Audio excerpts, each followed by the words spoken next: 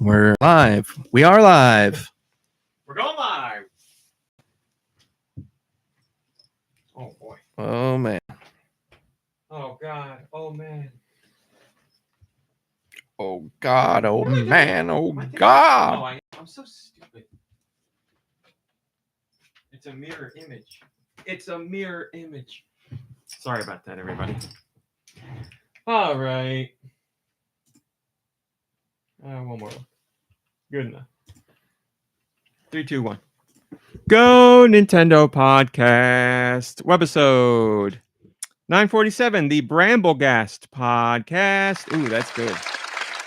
Brambleghast will open the branches of its head to envelop its prey. Once it absorbs all the life energy it needs, it expels the prey and discards it. It's 3'11", it's 13 pounds, male and female. It is the tumbleweed category, and its abilities include Wind Rider. Boost the Pokemon's attack stat if Tailwind takes effect, or if the Pokemon is hit by a wind move. The Pokemon also takes no damage from wind moves. Thank you, me. You're welcome, me. It's just me and Deux right now. I think Mom Brain will be here at some point. If you are a music fan, I don't know if we're going to have music today. If Mom Brain comes here and joins, then I will do my best to make sure we have music. But as of right now, no Mom Brain, no music. I hear about nothing more on this podcast than the music section and how annoyed people are when we don't have music. So I got music. So I'm letting you know right off the bat. Hopefully, fingers crossed, we have it, but prepare for disappointment. That's the slogan of this podcast in general. I am here. Hello, me. How are you? I'm good. How are you? I'm good. Deux is here. You're acting like you're the only one here talking to yourself like that. Uku. Thank you. How are you doing? I'm doing well. Thanks a lot. Oh, got a text. I'm gonna throw my phone at the wall. I don't know how it is for you. Are you getting political spam? Not that much, actually. A I little get- bit. Somebody somewhere. My mom did something where our accounts got out to the spam machines.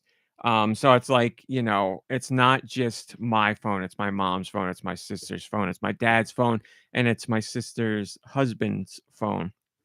Because they're all on the same plan, and we all get inundated with political spam. The good part is it's for the people that we believe in. The bad part is it's not a lie. It's like 20 spam texts a day, and they're always from a different number. So blocking and reporting doesn't matter. It's always a different number. And they want you to reply because then they know it's an active number. And I guess at this point it doesn't matter because they keep texting anyway. But they're always like, text stopped, and I'm like, don't do that. That is a scam. You don't whatever. But they just keep coming in, and it's so annoying. And they'll send ones that are like, we tried everything and you just wouldn't listen. If you would just donate, and then it'll be like, this is our last time reaching out. I'm like, is it? Yeah. Don't make promises you can't keep. Exactly. I was like, maybe if it was the last time, then I'd do something, but it's never the last. It's funny. They do try to make you feel bad, I think. Mm-hmm. And then I get emails that are like, you and the vice president, a call. And like, you look at the email and it's like, the vice president wants to talk to you. If we could just get you on this call and you could give us $47. And I'm like, what? What is this? It's so gross. I mean, I know both sides do it. I shouldn't say both sides. I know everyone in politics does it. The spam emails, the spam texts, and all the donations. All that. I know it's horrible everywhere, but it's like, you got to be extra gross about it. And I guess they do because they know old people will read it and be like, oh, if I donate $50, then the vice president's going to call me. And it's like, oh, no, Grandpa, they're not going to call you. So, have you been getting the postcards, the vote postcard? Have you seen that? No. I got a postcard. I actually got it twice. The first time I got it, and it had the same image on the front. It was like a vote in USA or something like that. And that's like, seems to be some sort of promotional voting postcard. But I don't know if they have like children writing them out like at school or something, because like both times the handwriting was terrible. Prisoners. But yeah, it was like, dear Deux, thank you for voting. Your vote who you vote for is not public record, but the fact that you voted is public record. Yeah. Sincerely, like branded, like random names. And Branded. I was at first I thought it was, this is what the whole political thing has done to my brain. At first I thought it was somebody trying to intimidate me, because it was like, we don't know who you voted for, but we know Yeah. you voted, and that's Yeah. public record. We And I was know. like, holy cow, like anyone. And I was like, they're trying to strong arm me. And then it was like, please vote on January 5th. And I was like, oh, okay, it's a pro voting postcard. I mean, I'm with So- you on that. and I got it twice. I'm with you on that stuff as far as like how they phrase certain things, even though I 100% don't believe it. It still makes me uncomfortable where they're like, we know that you, and I'm like, why do you know that? I don't want you. I don't like knowing that you know don't. it. Keep me out of it. Let me say, all right, first let me say hello to Josh Grobot, my old friend from college days. How are you doing on this lovely fall Saturday, my friend? A big hello to my fans. Oh, there's millions around the world, just as there are fans of George. George, how are you doing? Bon George, no. Not really. I don't think they really harvest limes in the fall. I don't know much about limes, George, but fall doesn't seem like a big time for limes. Yeah, it's kind of the slow season right now, so I juggle pumpkins that I painted green. George, also, I'm just wondering, I never thought to ask you this.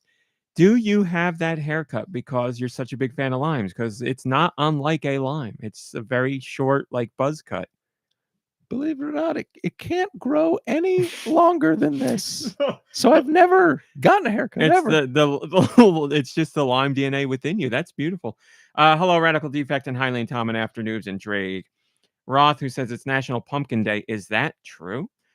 Sneaker Hacks. Hello to you. Axel, I saw in here. Oh, I love that gift. Highly unlikely. Good to see you. Man, it's bumping so much. Bump of that. Hello, Vachi. Nice alarmo. Gecko Kitsune, good to see you. Hello, Ice Dilbert. Everybody else I can't see. Slider64. Thanks for joining us today, everybody. Nintendo, if I didn't say hi.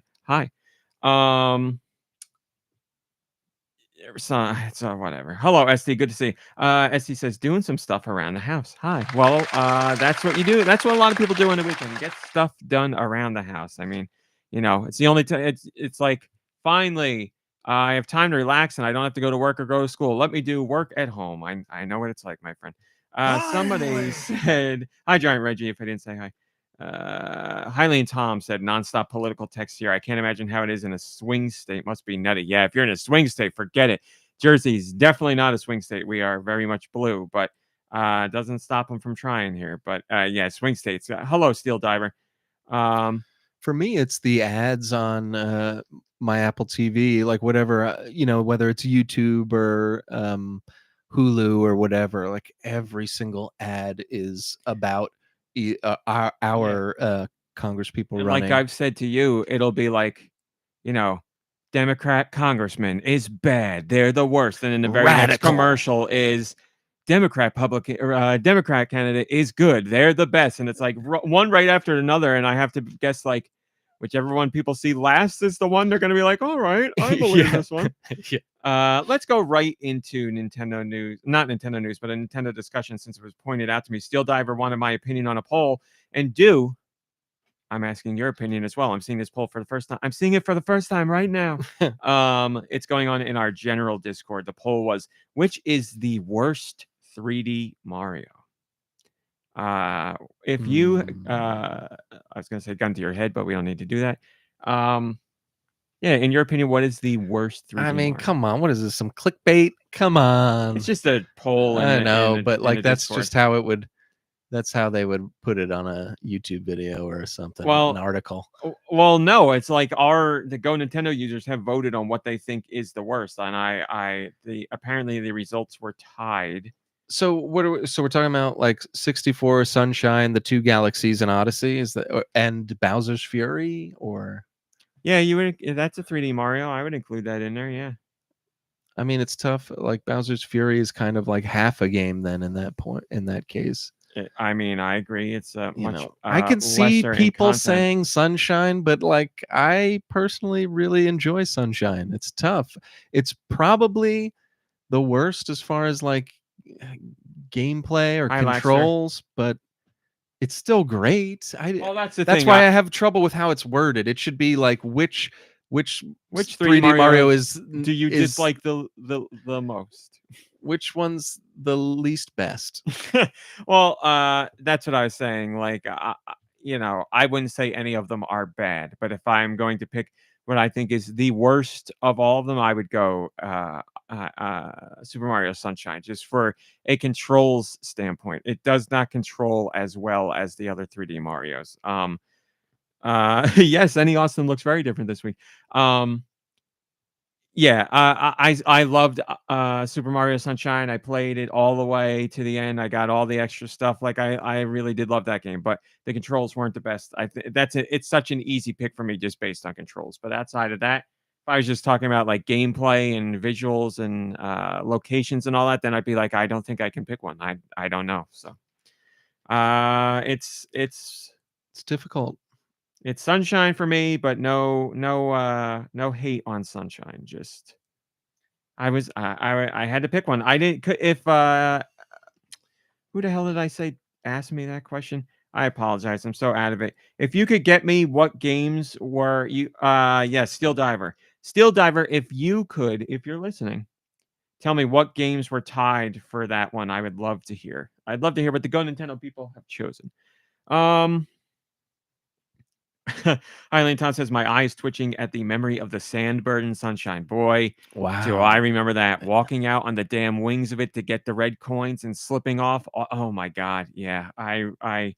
Hi, Still Diver. Yeah, thank you. If you could get me that information. Man. And when he flips, yes. he like does the spin in Yes. midair and you have to like that and the bonus, the special pachinko or hello Salamaster Link pachinko pinball machine level where you're flying to get the red coins. Oh, That's God. maddening. Yeah, I remember that too.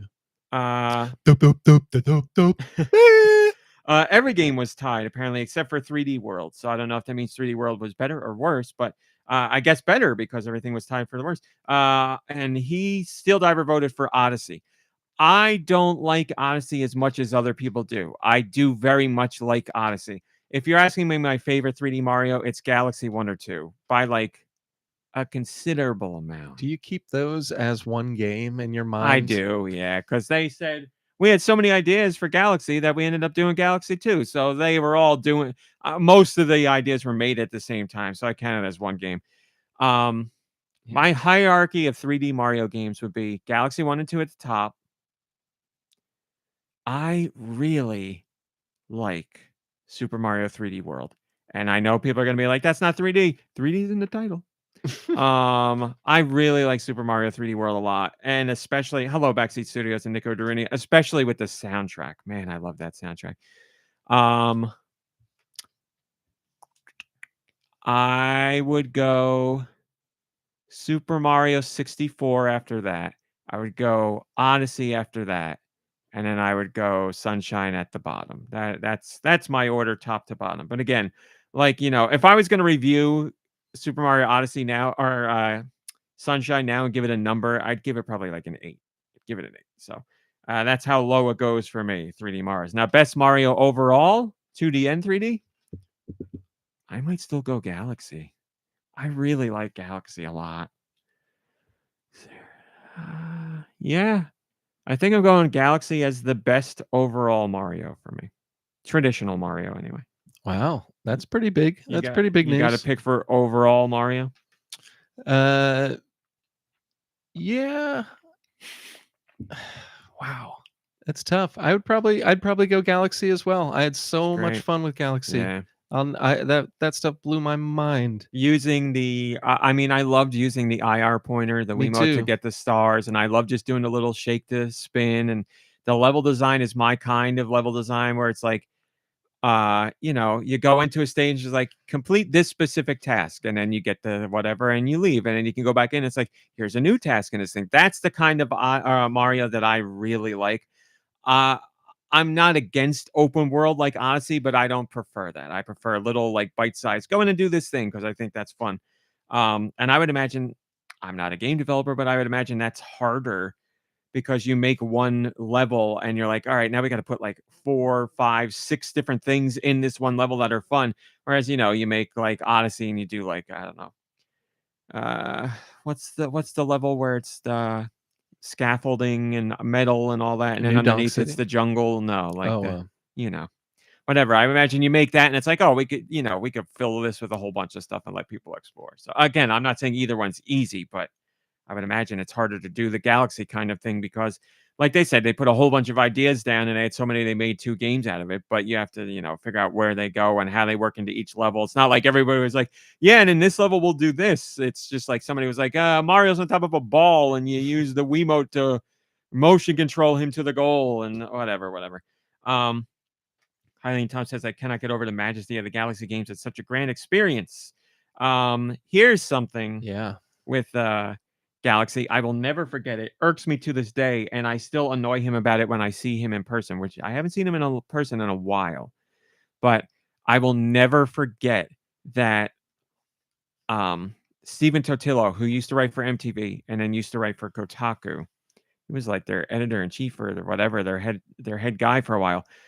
He did a review of Galaxy where he talked to, I don't remember exactly what he said, but he was like, the music is too good. Like, and he was using it as a negative. He was like, the music is too good for a Mario game. And I'm like, are you insane? Like it was like he saw it as you could go, hi, Storbus Corbin. You can go find a review, I'm sure. But it was something about it being like too grandiose or something. Like it didn't fit for him with a Mario game. And at that point, we had Sunshine and they were still using all the MIDI sound effects. And Galaxy was like an orchestra for a lot of songs. So yes, I get that it was a jump for it. But Galaxy and Galaxy 2 have some of the best Nintendo music. soundtracks. They're incredible. And they go perfectly with the space theme. And I mean, it's it was brilliant on every level. And that's another thing with Odyssey. Odyssey has a lot of good music, but I don't think the soundtrack in Odyssey holds a candle to Galaxy or Galaxy. I would agree. Sure. But I will say the soundtrack in Bowser's Fury is really damn good. Like Bowser's Fury's got a lot of great songs in it. Cool tunes on that. That one where you're climbing up like the wintry themed part, you're climbing up a piece and it's like there's snow and everything. There's that music right there. Oh, brought tears to my eyes. But that soundtrack for Bowser's Fury in general is phenomenal. Really, really like that. I mean, I don't think it's any surprise that the next Nintendo system will have a new 3D Mario game. And, there's been rumblings of for a long time about it being at launch or close to launch. I mean, it's not going to be that much longer for us to see a new 3D Mario. As you know, when they revealed the Switch, we got our first look at Odyssey before we knew it was Odyssey. So it wouldn't be surprising to see the Switch Successor trailer and they put in the next Mario game. So it's not that long until we see what's next for Mario. It's interesting that you like the 3D Mario over 2D. I guess you are a graphics whore after all. That's what it is. It's all down to graphics. That's what it is. Yeah, I'm trying to think of what my favorite 2D Mario is. Because even though, I mean, I absolutely loved Wonder, and I know you did too, but I don't think that's at the top of your list. I think you still like as 2D Super Mario World the best. I think you like that one. If I was going to go favorite 2D Mario, I think I would go Yoshi's Island and then Super Mario World. I love Yoshi's Island. And you can say what you will, that it's a spin-off or whatever, but the game is called Yoshi's Island Super Mario World 2. So don't fault me. They made the name. But if you're going to play those semantics, then yes, I would go Super Mario World. Do you have thank you, Radical Defect. Do you have a favorite 2D Mario? Super Mario Brothers 2, baby. Oh, of course. I mean, ding ding ding ding ding. Not a ding, lie. ding, Super ding, Mario ding, Brothers ding, 2 ding, is bing, up bing. there for me. I think it's in my top 3. Nice. That's huge. I love that game. It's just fun. It's weird. I love the secrets in it. The music's great. I love the enemies that it introduced. Like, yes, I know a lot of them came from Doki Doki Panic, but it doesn't matter because now they're Mario lore, like Fanto and Birdo and some other I'm sure. Shy Guys and all that. Like, it gave the Mario universe so much. The secret doors and the slot machine in between level. It's a great Some game. of the best sound effects too. I can hear almost every single. Yeah, that is great. And Like even the bird head door opening and closing is like in my head. Yep. Or The, hitting something successfully with something, and it was like a Yep. like I can't do it obviously. But The noise of like plucking vegetables or things out of the ground. Yep, it's great. Yeah, it's got great sound effects. And come on, Luigi's crazy legs when he jumps, and the fact that Love it. the princess can float, and it's got so much personality. And for how odd it is for a Mario game, it introduced so much to the world of Mario. I think you would be doing it a disservice if you didn't at least put it in the running for top 5 2D Mario games, and I think that's being gracious. But love that you and I are on the same page with 2. You and I are Nice. on the same page with 2s when it comes to a lot of games, to be honest. There's Mega Man 2, but that's not uncommon for people. Like a lot of people point to 2 as the best. You think that's the best? I mean, you know way I more would about Mega Man than say- I do. So just mainline Mega Man games. Like I wouldn't say 11, but only because of the soundtrack. I don't know what happened. They really missed it on the soundtrack. Like there's a couple very good songs in there, but a lot that are very forgettable, and that's not how it is for Mega Man. So I can't make that number 1. If you're just doing gameplay, then that would be number 1. So they're like interchangeable. It's like 9, 10, or 2. Any of those could be my top Mega Man game. They all have what I think makes Mega Man. Great robot masters, great music, excellent designed levels, fun abilities that you get. It's all right there. Like to be fair, Mega Man 1 through all of them, Mega Man 1 through 11, it's like we got robot masters and you get their abilities and you go through a stage and that's it. Like you're doing the same thing in all of them, but there's something to be said for music and level design and all that, and the robot masters themselves. So it's 9, 10, or 2. Any of those. If anybody was like, that's my favorite Mega Man, I'd be like, yeah, I get it. If you said like the other one that's easier is like if you were like 5's my favorite, I'd be like, what's wrong with you? Something's up with this guy? 5's not a bad Mega Man game, but 5 was when it was like, they don't have their best team on the music here, and they're running out of ideas. It's funny, they're running out of ideas during the NES era, and they're still going. I want to say somebody just said Radical Defect. Mega Man 5 is my tops. Mega Man You're over there crapping on it. Tell me why Mega Man 5 is again. It's like the Mario thing. Like if I was going to review Mega Man 5, I'd probably give it a 7 or an 8. It's not a bad game. He likes Mega Man 5 because, quote, Proto Man is Bay. So there you go. I can't argue with that. I do love Proto Man, but it's Proto Man. What did he start in? 3? He was first in 3. But I don't. Again, Mario and traditional Mario and traditional Mega Man. I don't think there's a bad one in the bunch. There's no such thing as a bad traditional Mega Man game because they all basically do the same thing. You run, you jump, you fight robot masters, and you get their abilities. That's all there is to it. And level design and music and robot master design and power-ups are what makes the difference between all of them. But the core mechanics are all there. Like they all work. They all are fun. They're all Mega Man. So yeah, I guess what I should have said is you could pick any Mega Man game as your favorite, and I can understand where you're coming from. But personally, I'd be like, oh, but 9, 10, and 2 have such great music. Like 5's got good music in it. Don't get me. I've listened to all the Mega Man soundtracks all the time. They all have good, very good music. But that's one of those series where I think the music might weigh more than in other series, perhaps. At least that's what I'm hearing from you. There's only one other. I was thinking about this literally this week. There's one other franchise. There's one franchise in gaming where I would say all the mainline entries have phenomenal soundtracks. Like Mario and Zelda and Kirby and whatever, they all have a lot of really, really great soundtracks. But there's some where I'm like, there's some really good songs here, and there's some that are like, eh. But there's one franchise in particular. Hello, Joe Shabadoo, where I'm like, yep, every mainline installment has a great soundtrack. Do you want to take a guess? You guys in the chat can guess too. Is it made by Nintendo? No. Star Wars Corbin, do you mean that? I mean, it's got a lot of great songs, but you only get 6 Robot Masters in that. I would say, I mean, Castlevania's up there, but I know they're not 100% on consistency. Castlevania was the answer. Was it? Yeah. for mainline Castlevania games, that's what I would go with. Yeah, and I've been going down the rabbit hole of soundtracks again because I don't know if you saw, Vampire Survivors is getting DLC at the end of this month, literally on the 31st.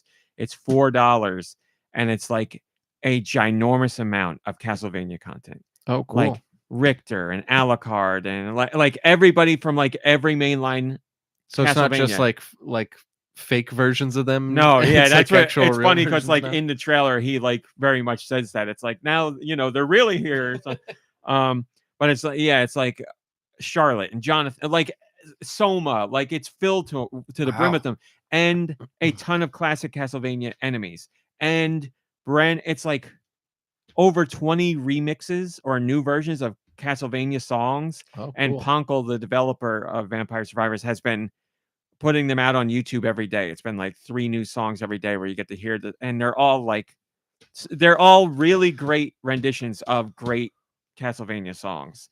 And I'm like, You might I've always been a might fan do of it. Castlevania, but I'm like, let me go $4. through all the mainline Castlevania games to listen to their soundtracks again. And I've been going through them all week, and I'm like, so many good Super songs. Castlevania 4 has got to be the best, right? So It's tough. It's one of the best, but that's very, very hard to decide because there's so many great ones. Like I love Order of Ecclesia, and a lot of that is original music, but it's so damn good.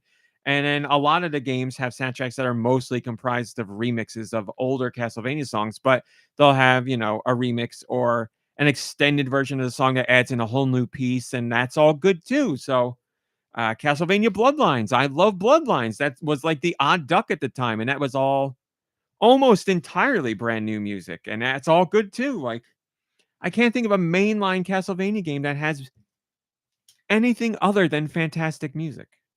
It's they're so good. Just Castlevania soundtracks are amazing. It's good when you can name like 4 or 5 games with like in the series with amazing ones and not name Symphony of the Night. Like Oh, and yeah, like it's obviously. still and like that's how Yeah, good the franchise music exactly. is. And Symphony of the Night took things to another level. Like, Castlevania music was great before that, but then you have literally the biggest Castlevania ever with the vast majority of songs being brand new to the franchise. And name a bad song on that soundtrack. There's Man. not maybe there's one that you don't that's very good but not phenomenal, but Yeah. that What? soundtrack top to bottom is killer. That's got to be one of the best game soundtracks ever.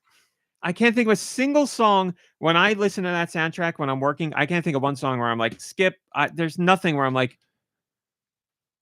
I can't think of one. I can't think of one that I'm like, Yeah. no, this one they missed. Hello, Blood Ocean. Well, name another franchise now. Now we're getting even deeper. Name another franchise where they've knocked so many versions of it out of the park and almost along with Metroid created a whole new genre of games. And yet when was the last time you saw a new Castlevania, like a traditional Castlevania? I mean, It's killing me. So many like, companies. why are there so many like Metroidvanias are coming out like crazy, Yeah. and we can't get a new Castlevania? They invented the thing. It's crazy, and it kills me. And I was thinking about writing about it again because I like Castlevania is everywhere right now except for literally its own franchise, like Castlevania cartoons and Castlevania movie adaptation and Castlevania a DLC for this game and that game and Castlevania and Smash Brothers and Castlevania apparel and it's like this is all great to see so much Castlevania. Where's the next game? What's going on? I think maybe the reason why we haven't had a new 2D installment is because Igarashi left Konami like under not good terms. But he has said recently in an interview, more or less, he was like, yeah, if they wanted to do a new Castlevania and they reached out to me, I would work with them. I think he said something along the lines of, I wouldn't go back to the company, but I'd be more than happy to partner with them to make a new Castlevania. So like the olive branch has been extended. It's there, but we've been so long without a new mainline Castlevania game. What Jesus, I don't know. What was it? Lords of Shadow 2? It's like the real last Castlevania Oh game. yeah, yeah, and that was like the 3D version with Patrick Stewart. Or Lords something? of Shadow, I really liked. I really did like that game a lot. I was very impressed. I enjoyed it. I had fun. The soundtrack didn't, I don't know that it had a single classic Castlevania song in it, but it had a good soundtrack. Like, it was very enjoyable. And Lords of Shadow 2 came out, and I was like, what happened? What have they done to my boy? I like, and then stories came out about development being rushed and crunch and a whole bunch of issues behind the scene, and it is what it is. But man, that Lords of Shadow 2 really didn't do it for me. But the one that was on 3DS, I really enjoyed. Mirror of Fate. Lords of Shadow Mirror of Fate. I thought that was really good. You know, Blood Ocean. I'm sorry, not Blood Ocean. Joe Shabadoo. I played Castlevania 64, and I know it is wonky, and I forgave it at the time for being wonky because companies were still finding their way in 3D and trying to figure out how to adapt their major franchises into 3D. It was a brand new thing. I do not think Castlevania 64 is a bad game. It's not a great game. There's many other games on the 64 that are better, but I still think Castlevania 64 is enjoyable. It's got rough platforming, but I still think there's fun to be had there. I rented those two games when they came out back in the day, and I enjoyed them. I wasn't like, these are better than the 2D games, but I was like, oh, I it's all right." remember the Frankenstein guy scaring the crap out of me in that game. I can't believe you said that. Cannot believe you said that, because that's the perfect segue. Perfect segue. Deux, did you know that you could join the GoNintendo Patreon For $1. for $1? Yes. I write a new post every single day, and here's what this was about. And I'm going to go right into your segue. This week, I wrote about game bosses that scared you. Oh, It's, spooky season, Halloween, and all that stuff. But I was on TikTok, and I randomly got a video of the Super Nintendo game. I'm sorry, the Super Nintendo Sega Genesis game, Mr. Nuts. It's a squirrel platformer. And I saw a video where I was like, I remember seeing that game box at the rental store, but I never got it because it just didn't look good to me. And I saw a video on TikTok of Mr. Nuts, somebody playing it, and they were fighting a boss. And I was like, this boss is so strange that I don't even know if this is actually in the game. I went on YouTube to make You sure thought it was like a actually weird part of the mod or game. something. Yeah. And the boss is it's a giant. Like, you're in the clouds, and it's a giant. And all you see is the giant's head. And like, he's sticking his hands through the clouds to like swat at you and smack you. But it's so weird because it's just like a big, balding, gross looking guy. And like, he tries to smack you, and he sticks his tongue out like and rolls it out to try and like trip you with it by like moving his head across the clouds. And then weirdest of all. So he's a giant, big hands, big tongue. You know what I'm saying. But and all that's normal, quote unquote. But then his eyes, one of his attacks, his eyes, and he like blinks, and eyeballs shoot out of his head and bounce along the clouds. So he has infinite eyeballs to shoot at. I don't know how that comes into play. Look him up. It's such a weird boss. And I was like, if I saw this as a kid, this would scare the crap out of me. It's so disconcerting of a boss because like Mr. Nuts is like Right, the little game. cutesy, colorful platformer guy, and then you have this quote unquote realistic, gross looking giant guy doing all this weird stuff. So it was just so strange to me. But like you said, Frankenstein in that game scared you back in the day, I guess. How old were we? We were in high school. Yeah, I might have been. You said you rented it. If you said you bought it, I would have said I played it over your house. Maybe I was there when you rented it and we played it, but like I definitely didn't own it. But I definitely remember there was something about that Frankenstein because it was like in a hedge maze or something, and again, it was like the beginning of 3D games, and this was probably it might have even been before I played Resident Evil. So like I wasn't used to that kind of 3D scaring. You keep hitting on points of stuff that I interacted with this week. I'm putting a picture of the boss in the chat, by the way, so now you can see the Mr. Nuts boss Look at this freaky thing, man. Oh wow, this thing is weird. It's so strange compared to the theme of the rest of the game. Like it's crazy. You said something. Oh, Resident Evil 2. Happy Halloween, Blood Ocean. Yeah, it'll be What will it be? 31st Thursday. Yeah. Happy early Halloween, everybody. Resident Evil 2. You didn't play you only play Resident Evil 2 on the PlayStation. Correct. You didn't play the N64 version. I saw it played, but not enough to know. Yeah, I didn't play it on the I've never played it on the N64. I also played it on the PlayStation, but it always fascinated me that it came out on the PlayStation because back then, you know, the console wars, I remember being like, that's when I was transitioning out of the console wars, but things would still make me angry. And like people would be like, the N64 could never do Resident Evil 2. And I'm like, of course it could. It's a cartridge size thing. It's not a Power thing. it's not a power thing. And then the game came out, but it came out like 2 years after. So Yeah. you can't be like, look, it's here, because then you're like, yeah, I played this game 2 years ago. Exactly. I'm playing Resident Evil 3. Leave me alone. And I think you could change the blood color on N64. So It's like, you don't even have red blood. And it's like, no, it just says default green Yeah, or blue. I or whatever. randomly got a video on YouTube this week that was some guy who's like a massive Resident Evil fan, but in particular, over the top fan for Resident Evil 2. And he finally, for the first time, played. He was like, there's only 2 versions of Resident Evil 2 I've never played: the N64 and the Dreamcast version. And he's like, I've always wanted to play the 64 one because that has some stuff you can't get anywhere else, any other version. And I watched him. He had footage of the game, but he was talking about showing off all the stuff that's in it that's not in the other version. So I got to see the different colored blood, and you were exactly right. You could have red, you could have green, or you could have blue. You could change the gore level, so you have same as other platforms, or same gore but no dismemberment, or just you shoot and there's no blood and there's no gore at all, other than when like a zombie's dead and the pool of blood comes out at them. There were different outfits that you can't get in any other game. Like each character has a different outfit that you can unlock.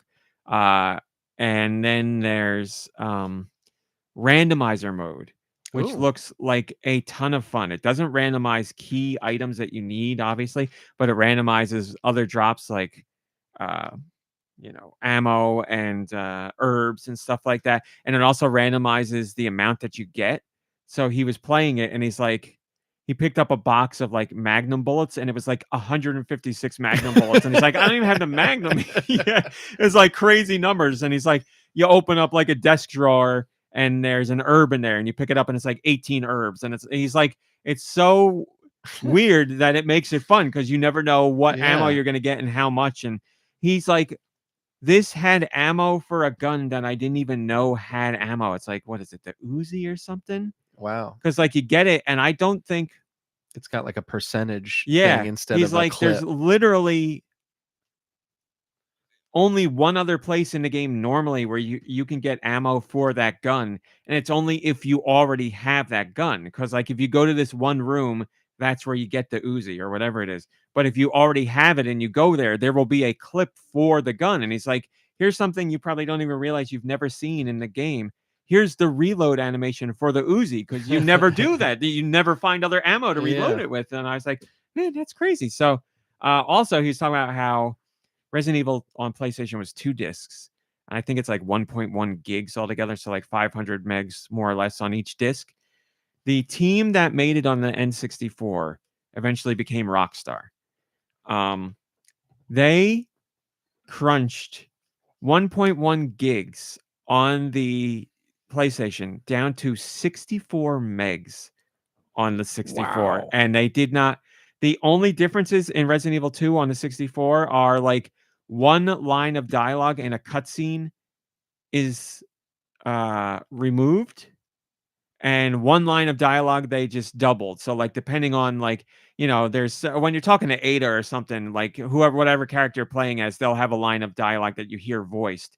And the cutscene in the N64 version, it doesn't matter who you're playing as, you hear the same line of dialogue. Mm-hmm. But outside of that, exactly the same game and content. I'm like, how did they do this? How did they cram that into the N64?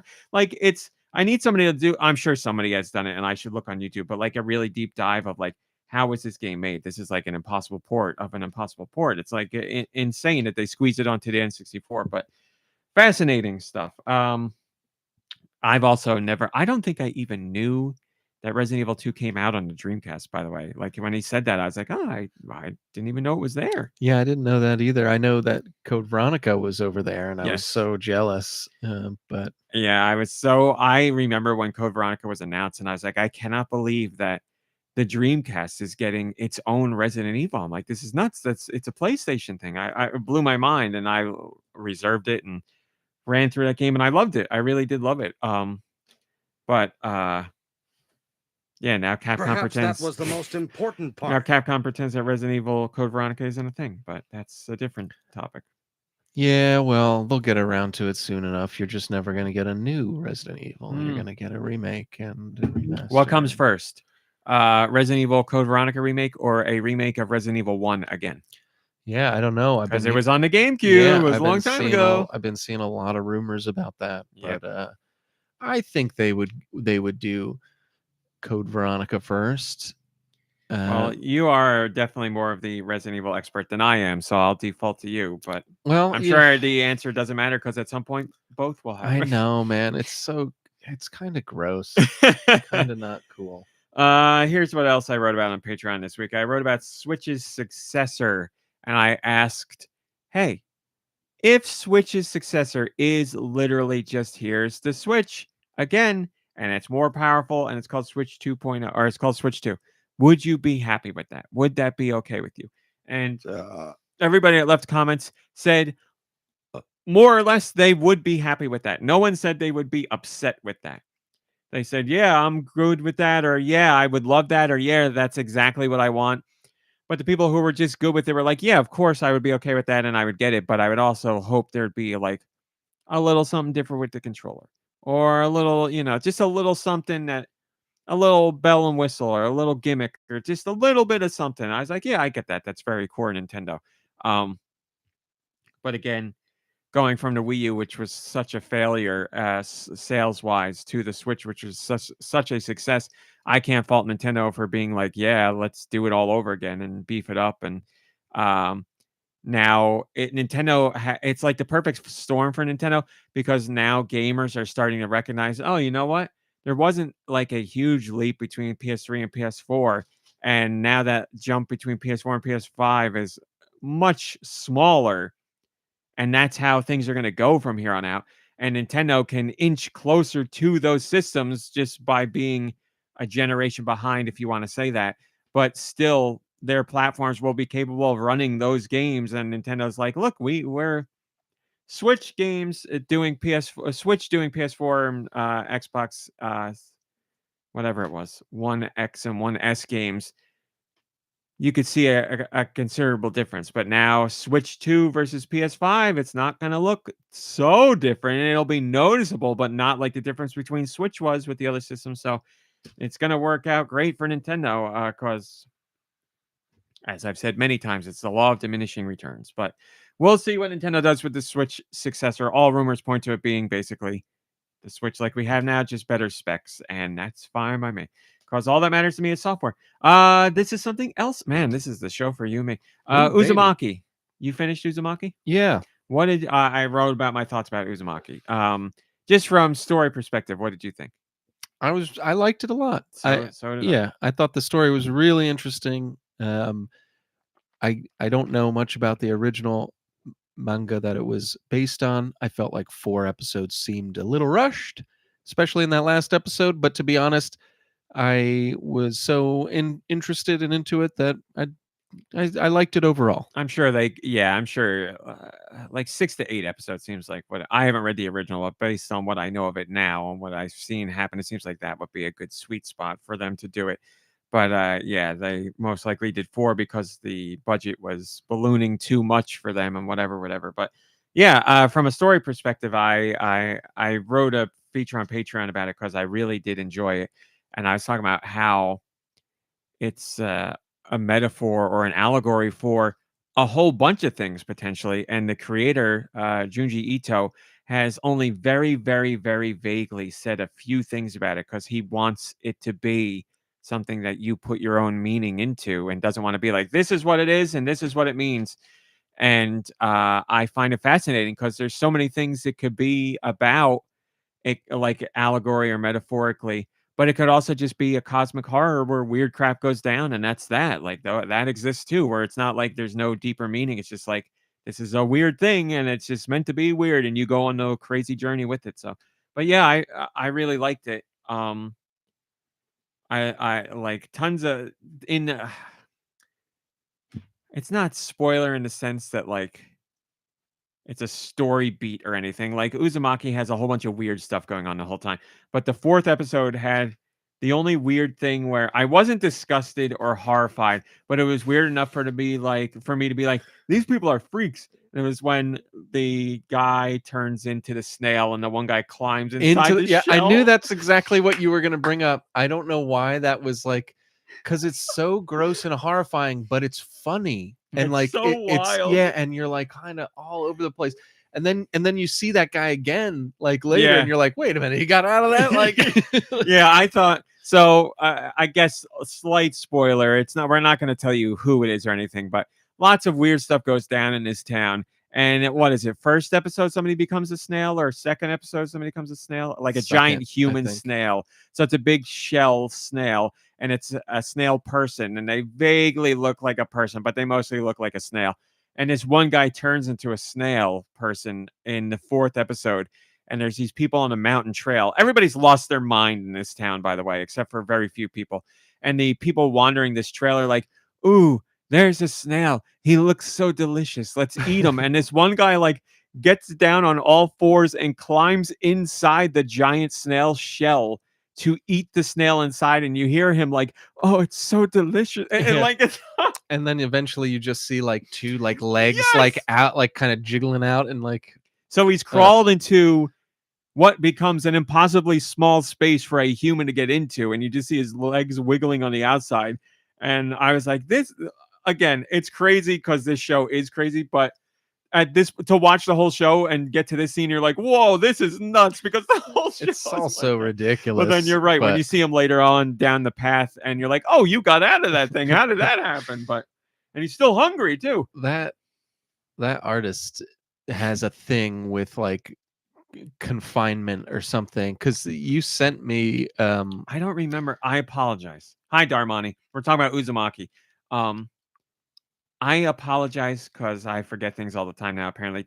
I don't remember if I asked you if you read that and you said yes. I only remember asking you if you read it and you said you forgot to read it. yeah, I did read it. Okay. I reached out to you and I told you that I read it.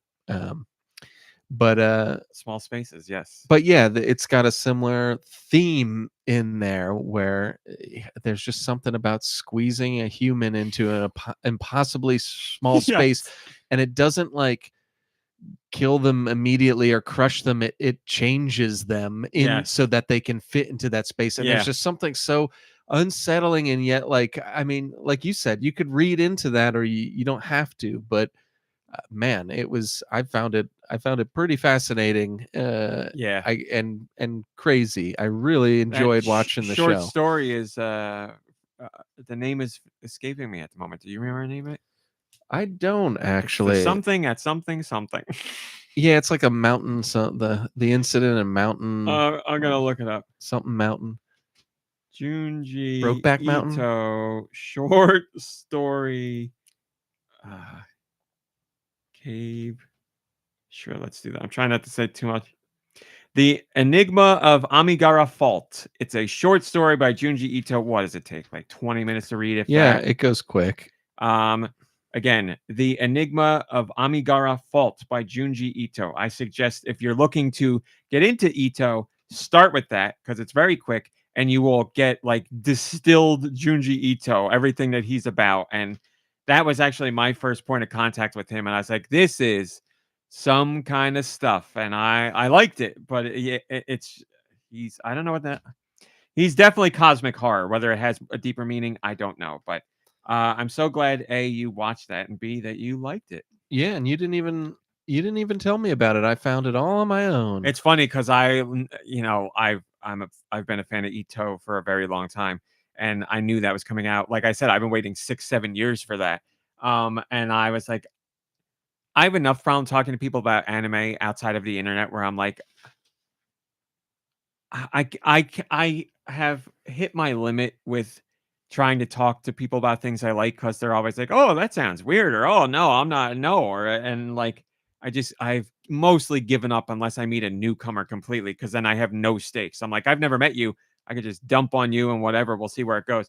But with like Uzumaki, I was like, I'm not even like I'm not even gonna tell anybody about this. I was like, there's no chance nobody's gonna watch this. Or I'll be like, here's a trailer, and it's like, a snail man crawling up a building wall and like spiral eyeball lady with an eyeball going out. I'm like, there's no way anybody's gonna What's watch funny this. is it's that image of the lady with the eyeball spiral that got, because that's the one they're showing on Max when they show like the screenshot, and I was like, what the heck is this? And that's what got me to start the first episode. So A, you're full of surprises, and I love that. B, I shouldn't do that and shut it off. I should still at least I mean, maybe it's bad news for you and you hate to hear it, but I should at least take the risk with you and be like, here's this thing, watch it or don't, Well, just throwing it out. Well, I'm changing. I'm not so dismissive Yeah, anymore. So there shouldn't be any fear in case Yes. I'm not interested. Yes, you're right. But, the onus is on me, and I should change what But I'm doing. you just saw an anime in the theater a week or so ago, and you loved it. And like Yes. you sent me and another one of our friends in a group message Yes. that trailer,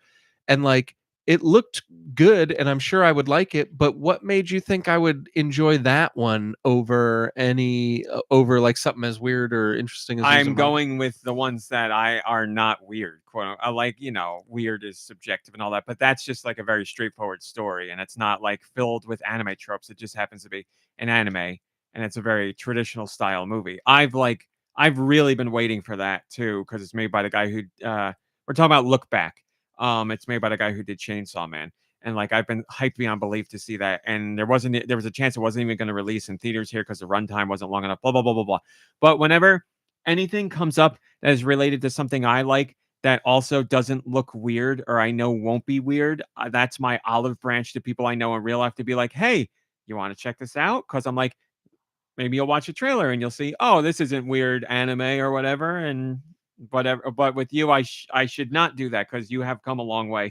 And again, I won't take offense on if you want to watch it or not, but I should just be like, if I see something, I'm like, maybe I'll maybe Maybe. there's something here. I'll send it to you.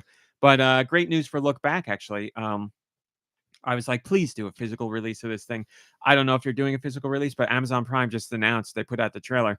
It's going to be streaming on their service on November 5th. So in a couple of weeks, you can watch it if you want. Cool. I was very happy to see that because man, was that good. And that's one of the most. Yeah, I'll watch it.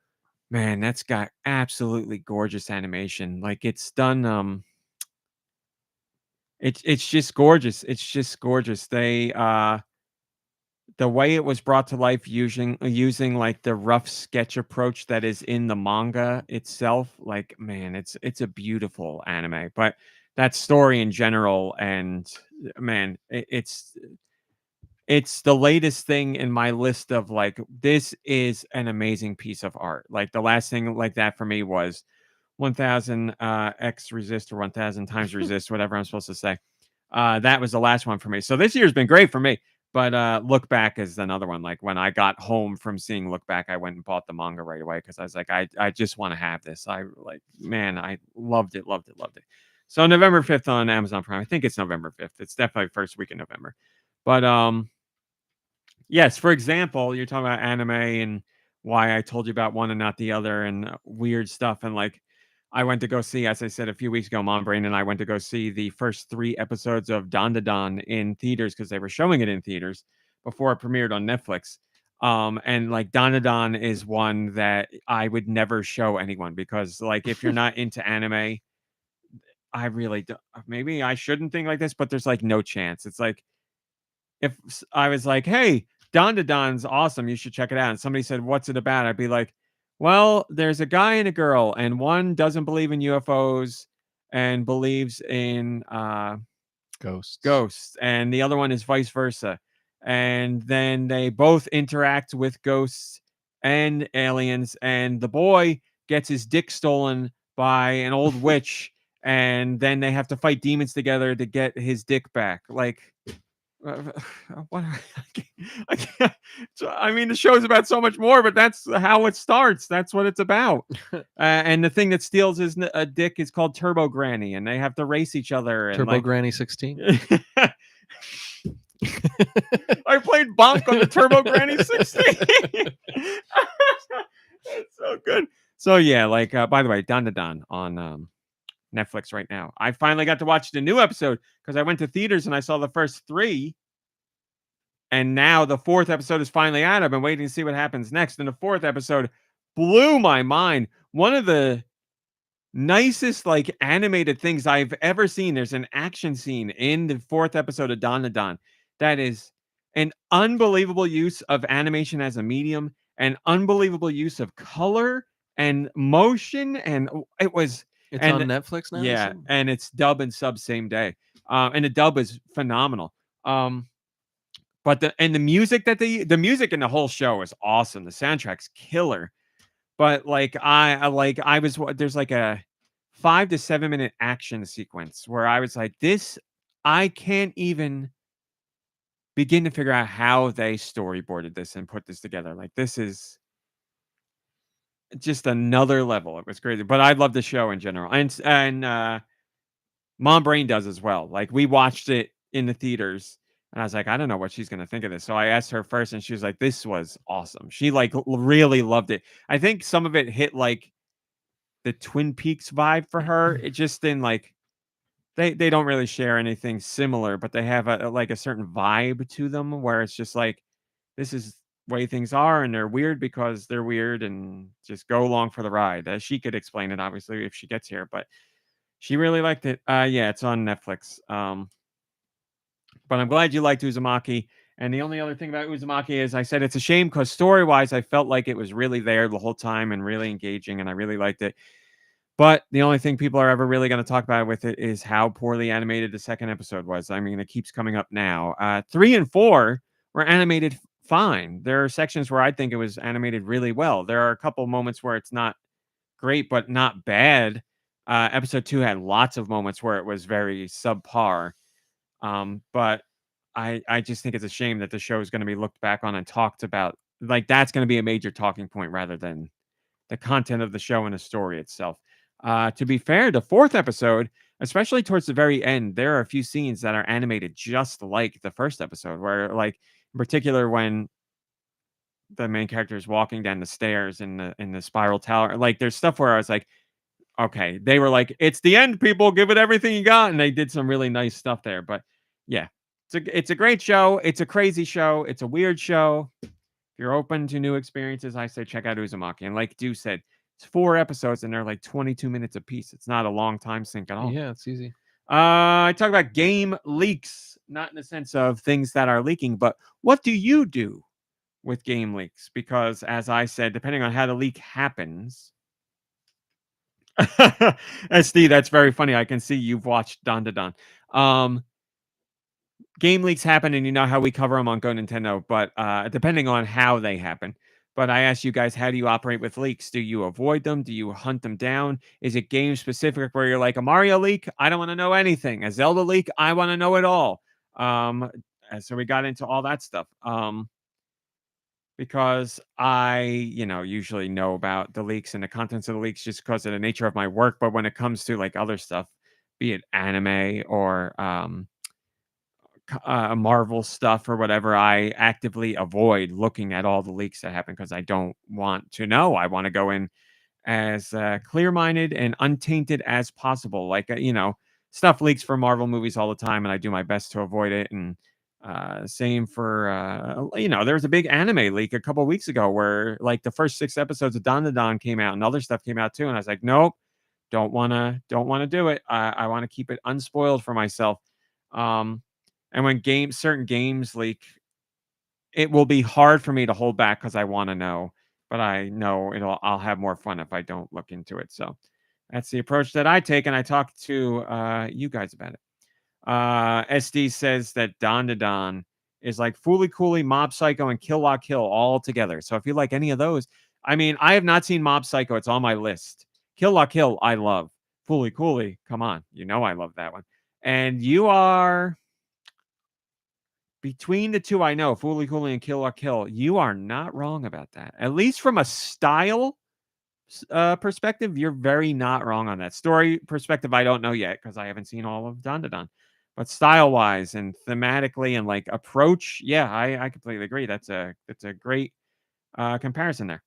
I talked about Severance. Severance is coming back January something or other, first or second week of January, and I was talking about how Severance is one of the best shows I've seen in a long time. Like I really loved Severance, and I know you loved it too.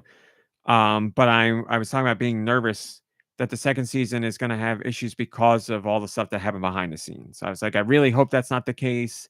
And I know Apple and Ben Stiller have been like, we got everything ironed out. It's all taken care of. You know, the show takes a long time to make. It's going to be good. But like all that negative press was there about the two showrunners at each other's necks and the one left. And like Ben Stiller had to go in and be like, please come back. And he did and blah, blah, blah, blah. So I'm worried. I'm obviously going to watch it, but I'm worried because it'll be such a shame to have what I consider to be a phenomenal show get a second season where it's like, oh. It's got a lot of hype going into the second season too because we liked the first season so much. It's we're expecting a lot, and after everything we've heard, it's tough. And how do you get lightning in a bottle twice? Yeah. So I don't know. I mean, I'm in the same. I'm worried just like you are. I've said from the beginning, even before we read that there were problems, I thought the second season would be a miss. But it's not out yet, and it's not fair for me to even judge. So I'm gonna definitely watch when it comes out. Yeah. I'm nervous just because of all the turmoil behind the scenes. We know that there won't be any violence towards women because John Turturro just said that he didn't take the Penguin role that he had in the Batman movie because of the violence towards women, which I commend him for that 100%. But doesn't he strangle a woman in the Batman movie? See, this is the thing. I'm more than willing to, with Severance, like, the only other thing I said is, like, I love the show, and it's a shame that it didn't reach a bigger audience because it wasn't, like, a big hit or anything. It did well, but it wasn't, like, I want it to be like the show everybody's talking about because I think it deserves it. Like, it was that good to me, but it wasn't really, it didn't really move the needle all that much. There was a time when it seemed like it was going to be that. Yes. But I think too much time has passed as well. Yeah. But I will say people on Patreon left, there were a decent amount of comments on this story, and almost everybody in the comments was like, this show is great. This is one of my favorite shows. Like, so our Patreon people, they know what's up. They got great taste. Nice. But John Turturro, yes, that is great. That I totally respect that. If you don't want to be in a role where you are violent towards women, that's great. An epiphany in your life, whatever happened. But I was thinking back on the roles of John Turturro, and I'm like, you have been violent towards women in a few projects. And I thought in the Batman, but I wasn't sure. And I was going to ask you, and you're saying he did. Yeah, because I don't want to spoil anything about the characters, but the Catwoman character, remember he like corners her in his office and like strangles her. But I guess she didn't die, so it's okay. She's all right. But yeah, maybe this is just something, maybe he did that movie and it's like, oh, I don't feel, this doesn't feel right anymore. I'm not saying it's a funny conversation to have because it's like, what are you talking about? You used to be brutal to women all the time and now you're not going to do it. We're not upset with them. It's just, certainly I guess now at this point in his life, he's drawing the line where he's like, I don't want to do that anymore. And fine. that is great. But obviously, when you make a statement like that, people are going to look back at your body of work and be like, well, what about this? And if it's been like 5 years since your last movie, that's a different thing too. Like the Batman just came out and you just were in that role strangling someone. And then in the Penguin, no spoilers, but the violence happens off screen. You don't even see that character be violent. So again, it just seemed odd. The fake John Turturro they got in the movie or in the Penguin is pretty good. Yeah, he's pretty good. He does the job. I guarantee a good amount of people watch the show and they don't even know. Well, I like that. The actor they got is actually a famous actor. I don't know. Mark Strong. And I like him generally as well. So it's fine for me. I mean, I thought John Turturro was brilliant in the role, but again, it's not, I think it's fine. It's all fine. SD, the Penguin is on Max. Yeah, I know. My list of stuff, as I say every week, is jam-packed, but I watch things literally every single day because of the treadmill. But there's just more that comes out that I can't keep up with it. That's why I'm happy. Outside of all the other reasons I've already shared. Oh, you're talking about Scott Pilgrim. I apologize. Outside of all the reasons I've already talked about, I like when a new show comes out weekly because it helps me keep an easier cadence of watching stuff because I'm like, oh, I can't keep up with all this stuff. So that's just a very much a me thing. But with the Penguin, yeah, he stepped out of that role and somebody else filled in and whatever. But in Severance, John Turturro is fantastic. He's a He's a great great actor. actor. Is He he on really your main is. men list? Because he's not uber pop. Like people know John Turturro. He very well could be. He definitely could be. Because he was so good in Severance. I literally, the clip. I have one clip on my phone from that You show, and smug mother.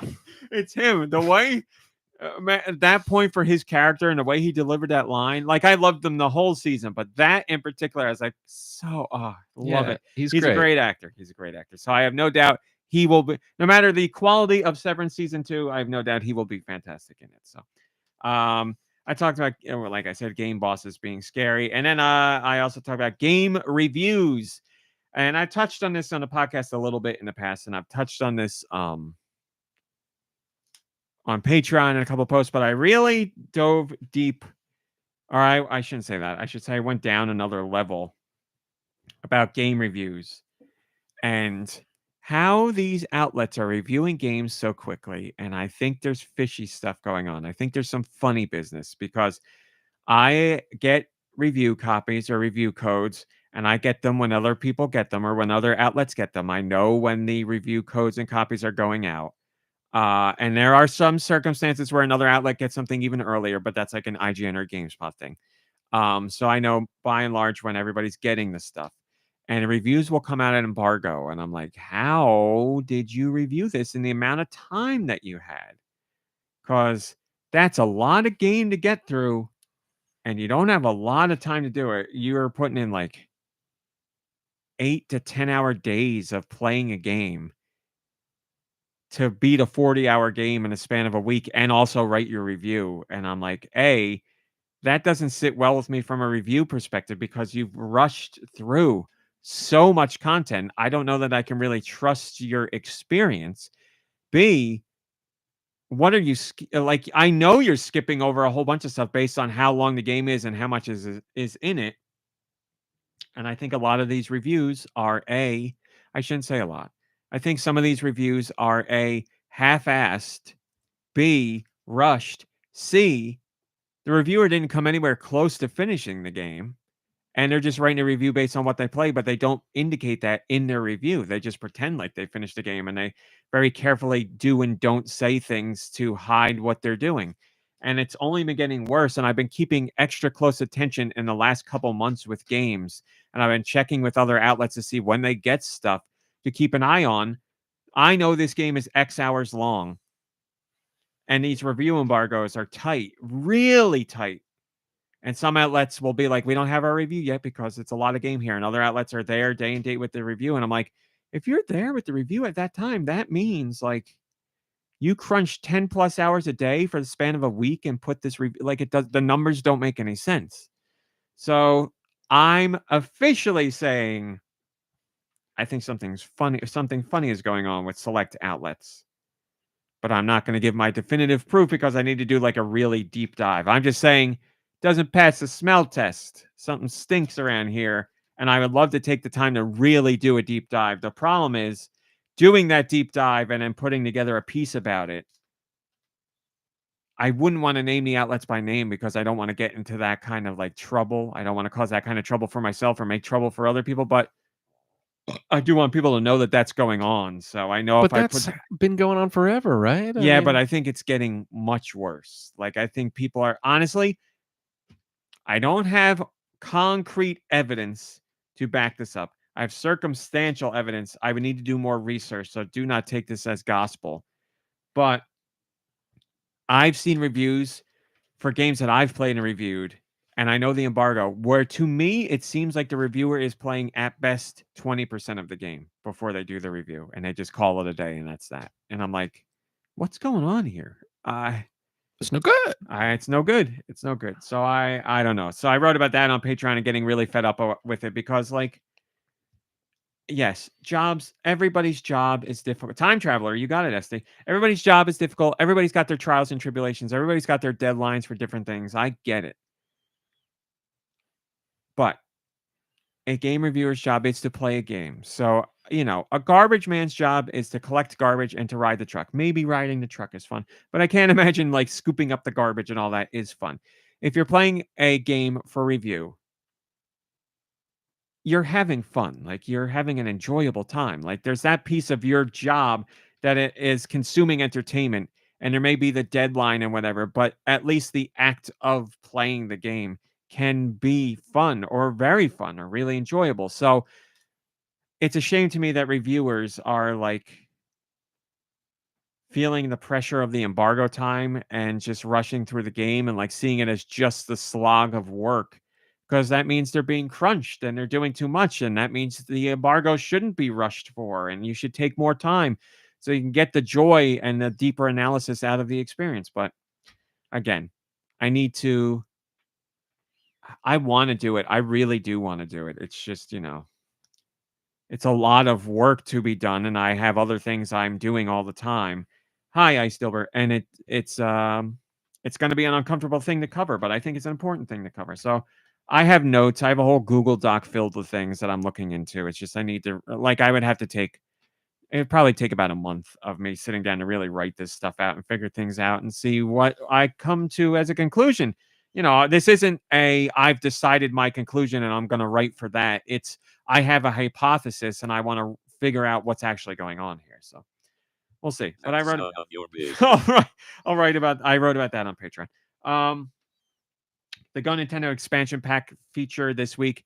Again, very quickly, if you don't know what the expansion pack features on GoNintendo are, they are pieces that are written about things that are outside of the world of Nintendo mostly. I'll sometimes write about Nintendo in some ways, but they are about video games or movies or TV shows, anime, game shows, books, some other pop culture topic, whatever. It's every Friday we do one of those, and the latest one was about the Penguin, because I wrote about, from so many standpoints, the show is an excellent show, but I also do not like the show, and I wrote about why. And to boil it, you can read the whole piece. Thank you to people who have been writing or who read the piece, and also thank you to people who are engaging in the comments. I appreciate it. To boil things down to a very basic thing, it's just that there's like nothing about it that's like Batman to me, and it's very disappointing. Like, I know it's like it has the names of Batman things like Penguin and Arkham and whatever, but it could be like a Sopranos or a Goodfellas. I was gonna say Goodfellas, or like Italian crime drama, and I'm not knocking any of those. It's just, to me, it's a shame that it's like, here's the Penguin, and it's just this stuff. It's like, then why is it the Penguin? Like, whereas the Batman, the movie, still had the things that make me think of Batman or felt like a Batman thing. Yeah. Like the Penguin in the Penguin just looks like he's just a guy. And I'm not saying he needs a big beak and he needs to live in the sewer or anything like that. Like, somebody brought it up in the comments and it was excellent.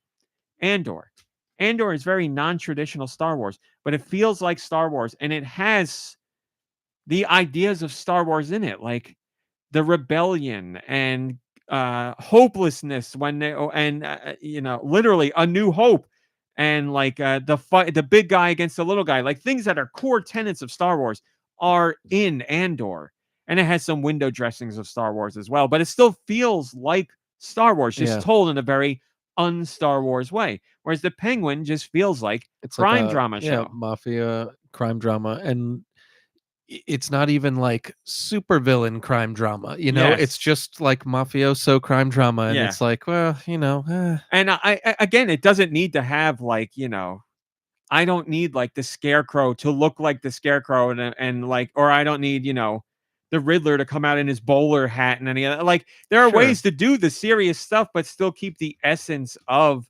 that world and still make it feel like that world. This doesn't feel like it. It's just you're telling me this is Arkham and you're telling me this is Gotham, and like it kind of feels like they saw the movie The Batman and they were like, oh man, the audience really responded to how funny Colin Farrell was in that one scene he was in. Like, what if we made a whole spin-off based on this? And it doesn't at all seem like anything that they had in mind going into it. You know, it was just like, oh, this is kind of popular, let's spin this off real quick. And yeah, like it doesn't need to be a DC comic vehicle. It could have been just something like, and I think its own thing. I think it is that because they know it will get people to watch, because you're like, when you hear this is related to it, and it is. And again, Deux and I differ on this a little bit, but I do feel that like how it's shot and the story wise and all that, for what it is, I think it's a very good show. Like I do enjoy that, but I'm just constantly disappointed by the show because I'm like, this doesn't need to be Batman. You could take everything Batman out of that and it would still be exactly the same show. Like nothing at all would change. You'd have a prison and a crime family and some guy trying to make it big and make a name. Like all that stuff would still be there. Yeah. It would be exactly the same show. You just wouldn't have the names that are tied to Batman. So again, that's why I said I think it's an excellent show that I don't like. So, but I'm watching it every week. So it is what it is. And it's another thing too, that like he's a difficult character to like, just because he's so bad. He's not even like fun. He's not even like you love to hate him. You kind of like don't like him because he's like really bad. And it says a lot when the character, the show is called The Penguin, and my favorite character is the woman in it. I mean, I think she's supposed to be your favorite, but like, you know, I mean, I don't know. That's not a bad thing, but like, it's just an observation that I had. Blood Ocean, that is a great gift. Blood Ocean says, I love it and rewatched the Batman, and then he's got a gif of Penguin from the Penguin saying, whoa, whoa, whoa, whoa, take it easy, sweetheart. That is great. That seems like there you go, Blood Ocean. You sounds like a clip you need to add to your iPhone roster. Yeah, that's a great one. Nintendo says, I really like the Penguin show and think it works really well in this version of Gotham. There you go. So yeah, Deux and I are in the minority, certainly. And again, I want to stress, I do not think it's a bad show by any stretch of the imagination at all. Just for me, it is not doing it. It's not doing it. Have you been, I know I don't want to go into spoilers, but like, have you found it predictable? Like, I feel like I've predicted every single beat that's happened, even up until this last episode. I'm trying to, I don't want to, short answer, yes. There are things that might happen in a moment that, so I don't want to say, surprise me. Like, let's say one character acts like they're going to leave and they don't, and they come back.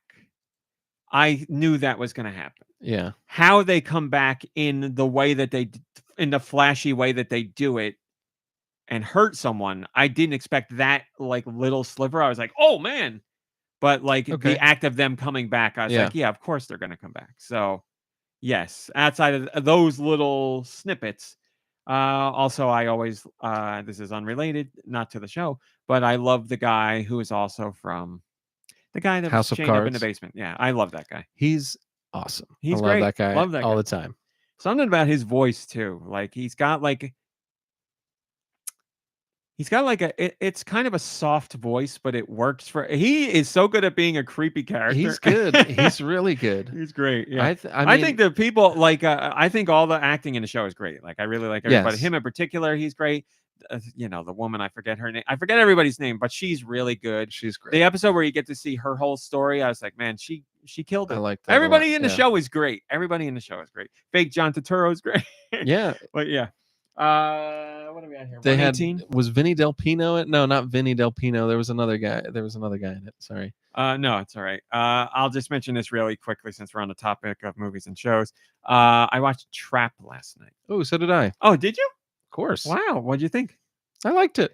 There were a couple bits that were like so dumb, but like, to be honest, overall, I thought it was one of his strongest movies in years.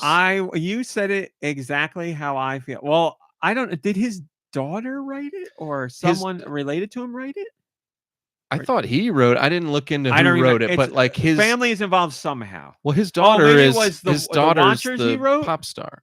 His daughter is the pop star in the movie, Okay. and she's also the one who wrote and directed The Watchers. Okay, so that's what it is. Yeah. All right, So okay. and The Watchers was not great in my opinion. This was but this was very this was entertaining. better than Watch. See, that's the perfect word for it. I felt exactly the same way. There's a few things that happen where you're like, oh, come on, but like, you're not. I don't want to say you're not annoyed by it, but you're like, all right, I'll go for the ride. I'm okay. I was really liking it for almost exactly halfway through the movie. Like something happens and like the whole second half is different. And the first half of the movie, I was totally on board. I wanted the whole thing to be Bottle like movie. that. Yeah, exactly. I was thinking about you Yeah. that whole time. And then like halfway through the movie, it changes a little bit.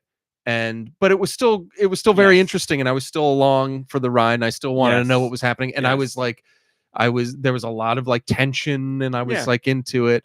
There was, there were a couple of scenes. There's a lot of music in it, which didn't bother me. It's very clear when it was made there that the music scenes go on a little longer than they They're should. And they're just like, a we're little too showing long. the music. And I know that it's like a advertisement for his Yeah. daughter, and that's what it is. But like, so that was like a little long, and like because the whole time I was just like, man, I want to like recommend this to like my mom or something, but I don't Yeah. think she'd like the pop music that like I Yeah. think that would be too much for her. But I think she'd like the rest of the movie, kind of thing. So I think it's very good at being a good how movie. great is Josh Hartnett? Because there's a couple of scenes where he's going almost too Yes, overboard, but like yes. I loved it. Yeah. It was funny. It I- was real. I don't think I it was think- supposed to be, but I loved it. I thought he was great. That's the thing. I can't decide if it's supposed to be there or not, because you could read that as part of the character's personality, but you could read it as not. So I honestly don't know. But yeah, I thought he was great. it was. It's not a great movie by any stretch of the imagination, but like Deux said, and I completely agree, it's an entertaining movie. I was watching it. I was never like, come on, or anything like that. Yeah. With a movie, you get a feel for it, and you're like, all right, I'm not going to nitpick everything that goes on here. I'll just whatever. There's nothing that takes me out of it so much. As it goes on, you're like, I want to see what happens here. And then about halfway through, things shift a little bit, and you're like, oh, now I really want to see what's happening here. And, things play out, and it's entertaining from beginning to end. Yeah. That's what it is. It's just an entertaining movie. If I saw that in the theater, I'd be like, I didn't need to see that in the theater, but it was enjoyable. I love when a movie takes place largely in like a stadium, like at a sporting event or at a concert or something. Like, you don't see it too much, but that stuff is really cool. And and this was done well because it was cool because you felt like it felt very real the first half of it, like when they showed up early and they saw like the pop star, and then they had like the opening act come on, and like just every spot along the way. You're saying that, because when I watched it, I thought the one big thing I took away from it was, in that first part of the movie, they did a really good job of making it feel like what it's like to be at a concert, but also to be like a kid at a concert that really means something to you, like, or a young person at a concert. They did a great job of capturing like the excitement of like, oh my God, I'm here and they're here. And just, I was like, they did that. I think the movie from that perspective deserves some credit for that, to really capturing what it feels like to be in that environment. Was great. It was fun. And then I liked his relationship with his daughter, with his young daughter. I thought, because a lot of times if you're writing that stuff, or if they deliver these lines, it comes off like so bad. Because there's an exchange where his daughter's teaching him like Gen Z slang or whatever, and like that could be so cringy. And I like thought that came off like pretty good. Like he seemed like a real dad with bad dad jokes. Exactly. Like it. But it wasn't, I don't know, it felt real. Like it felt pretty good. I don't think Josh Hartnett's an amazing actor or anything like that, but I was like, it is nice to see him get to be in something again. Like, I don't know how that came to be, but I was like, good for him. He was doing a lot of like subtle face twitches. I don't know if you caught on to some of those things. I want to read some comments from the chat just because people are talking about it. Joe Shabadoo says Trap falls apart at the end, but it's fairly entertaining. The person who plays the pop star is a bad actor, and every time she spoke, I was taken out of the spell. Made perfect sense that it was nepotism casting. Roth says Suleika Shyamalan is the pop star in Trap, while The Watchers was directed by his other daughter, Ishana. Oh, I Night didn't Shyamalan. realize. There That's you cool. go. Because Talented family. Roth laughed and said he has 2 daughters now. So 2 daughters both getting involved in movies. There you go. Cool. I'm glad we cleared that up. Joe Shabadoo also said Watchers was trash and made me slightly mad. I don't want to say it was trash, but I did not like it, and it Yeah. also made me mad. So I think we're on the same page. Yeah, I there. agree with all that. And he says, for Trap, I had to suspend my disbelief because the premise is rather far-fetched, the entire operation or plan. Yes, the idea of the plan, yes, is very far-fetched. It was so ridiculous. Let's work like, with this pop star to catch a kill. like so stupid. It was so stupid. Like you're gonna interview 5,000 men as they leave this busy venue. Like it was so stupid. Well, but Blood man, Ocean? I was on board. Yeah, Blood Ocean, tell me your thoughts since we're talking about Blood Ocean said he saw Trap last night. Yeah, the premise,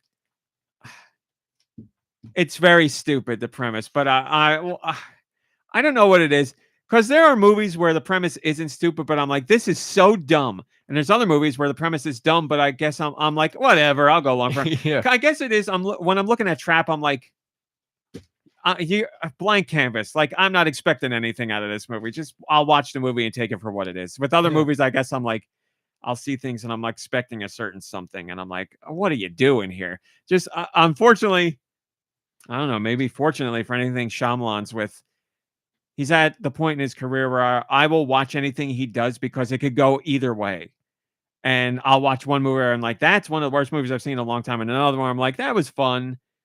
And that's enough for me to be like, all right, I'll stick with you. It's hit or miss. And I could, whatever. It hasn't been such a string of so heinously bad movies where I'm like, I'm never watching your stuff again. But he bounces back and forth. I think right now a glimmer of something Yes. interesting in there. I mean, he's got really great ideas. Whether or not they come to fruition exactly perfect, I mean, what a great premise. I just love the premise of this film. Blood Ocean says, I thought it was okay, shot well, but nothing really happened. Maybe I'm old and was expecting something else to happen. I mean, as far like we said, in the middle of the movie, things change it up a little bit, and as far as like what's going on. But yes, overall, it's very much like, I don't want to spoil things, but if you see the trailer, you get it. It's not like it's not a Shyamalan movie in the sense that you watch the movie and you're like, oh my God, what a twist. It's like a couple things shift along the way, but what you see in the trailer, as far as what you think is going on, you're going to get out of the whole movie. Just, things move around as the movie goes on. So,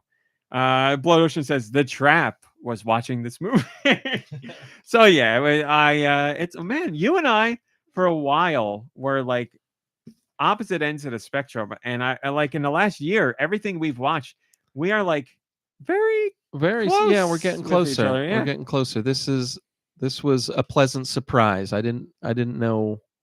I didn't think I was gonna like this movie that much. And I watched it on the treadmill, and the first thing I thought of after I got off the treadmill was, I literally wasn't thinking about the time passing on the treadmill. Like the movie ended, and I was like, "Oh, that was my walk." That was Nice. it. So I was like, "Oh, that's a great compliment for a movie." I was like sucked into it, not because it was so engrossing, but just because you want to see what's going to happen. Even if you know what's going to happen, you're like, "Oh, I want to see how it plays out." So, there you go. That's all of our entertainment and gaming talk. Now let's get the news. Damn it, we got news. I don't even remember what happened this week. Finally. You got a Switch Online account? Are you in North America? Are you in Europe? Well, then, not 1, not 2, but 3 games to play in their entirety at no additional cost. What a nice treat from Nintendo. If you are in North America and you have a Switch Online account until October 30th, you can play A Little to the Left, the organizational cozy game, Cursed to Golf, the 2D golf not really scary. Cursed to Golf looks awesome, and I feel bad that I've never played it. And then Vampire Survivors, a big hit with the podcast crew. That is also part of the Play for Free Switch Online game trial service. So 3 games. Again, this went into effect on the 23rd, but you have until the 30th to play. All 3 games at no additional cost. The full game, your save data transfers over to the full game should you buy it after the trial's over. And with Vampire Survivors, that's a very big deal. Also, those games are discounted right now as well. So perfect time to play through the Switch Online free game trial, decide you like it, buy the full game at a discounted price, and then take all your save data over. Over Amazing. in Europe, you do not get Vampire Survivors. Instead, you get Minecraft Dungeons. Also, another good game. But you also get Fantastic. Curse the Golf and a little to the left. So great deals for our friends in Europe and North America. Steister, who left us 4 days ago, says, to whom it may concern, I hate to interrupt, but I thought I'd point out that the trials are not free, but come at no additional cost. I'm speaking from a place of authority. It sounds like the journalist is clearly jumping to conclusions without examining any of the evidence.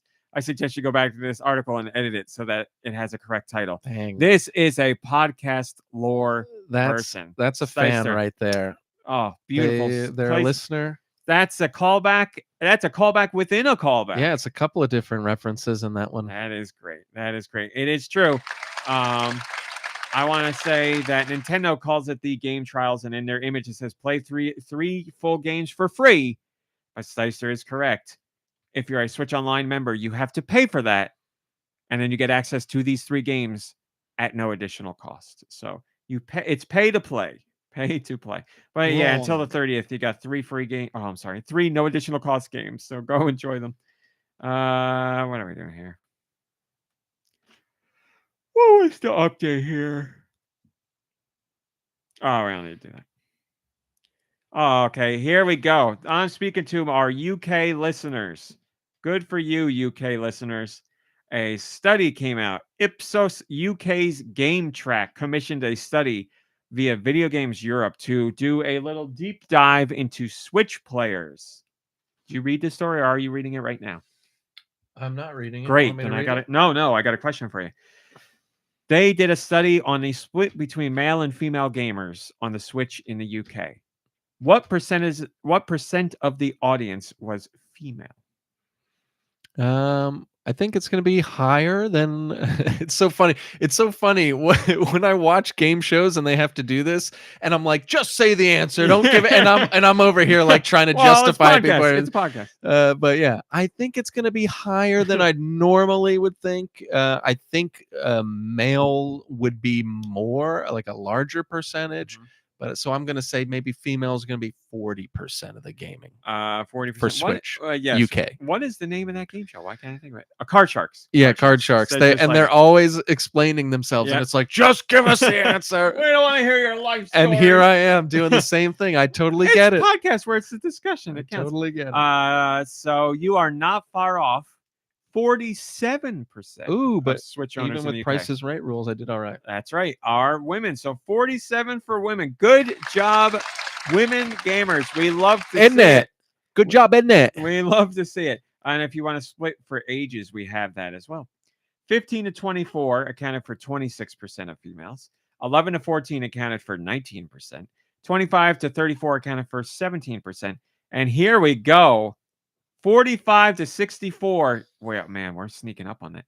45 to 64, 8%. That's a solid number in there for that upper age. Good for you. I was going to say, guys, good for you, women. Pretty cool to see. Here's the really impressive thing. 5 years ago, that number was at 23%. Wow. So in 5 years, more than doubled the percentage of Switch players. Awesome to see. I wish we had that on the soundboard. So what do you think is the cause of that, RMC? Well, we gotta say pandemic. That plays a part as well. Pandemic, cozy gaming has really taken off, and cozy gaming is a go-to on Switch. Lots of cozy games on Switch. Cozy games are on Xbox and PlayStation, don't get me wrong, but that audience is largely not playing them. Cozy gamers are on Switch and PC, certainly. But Switch is known as the cozy platform. I can't tell you how many content creators I get on TikTok that are women that are like, here's the cozy game lineup for March or for October. Here's the cozy game lineup for November, because there's always stuff coming out.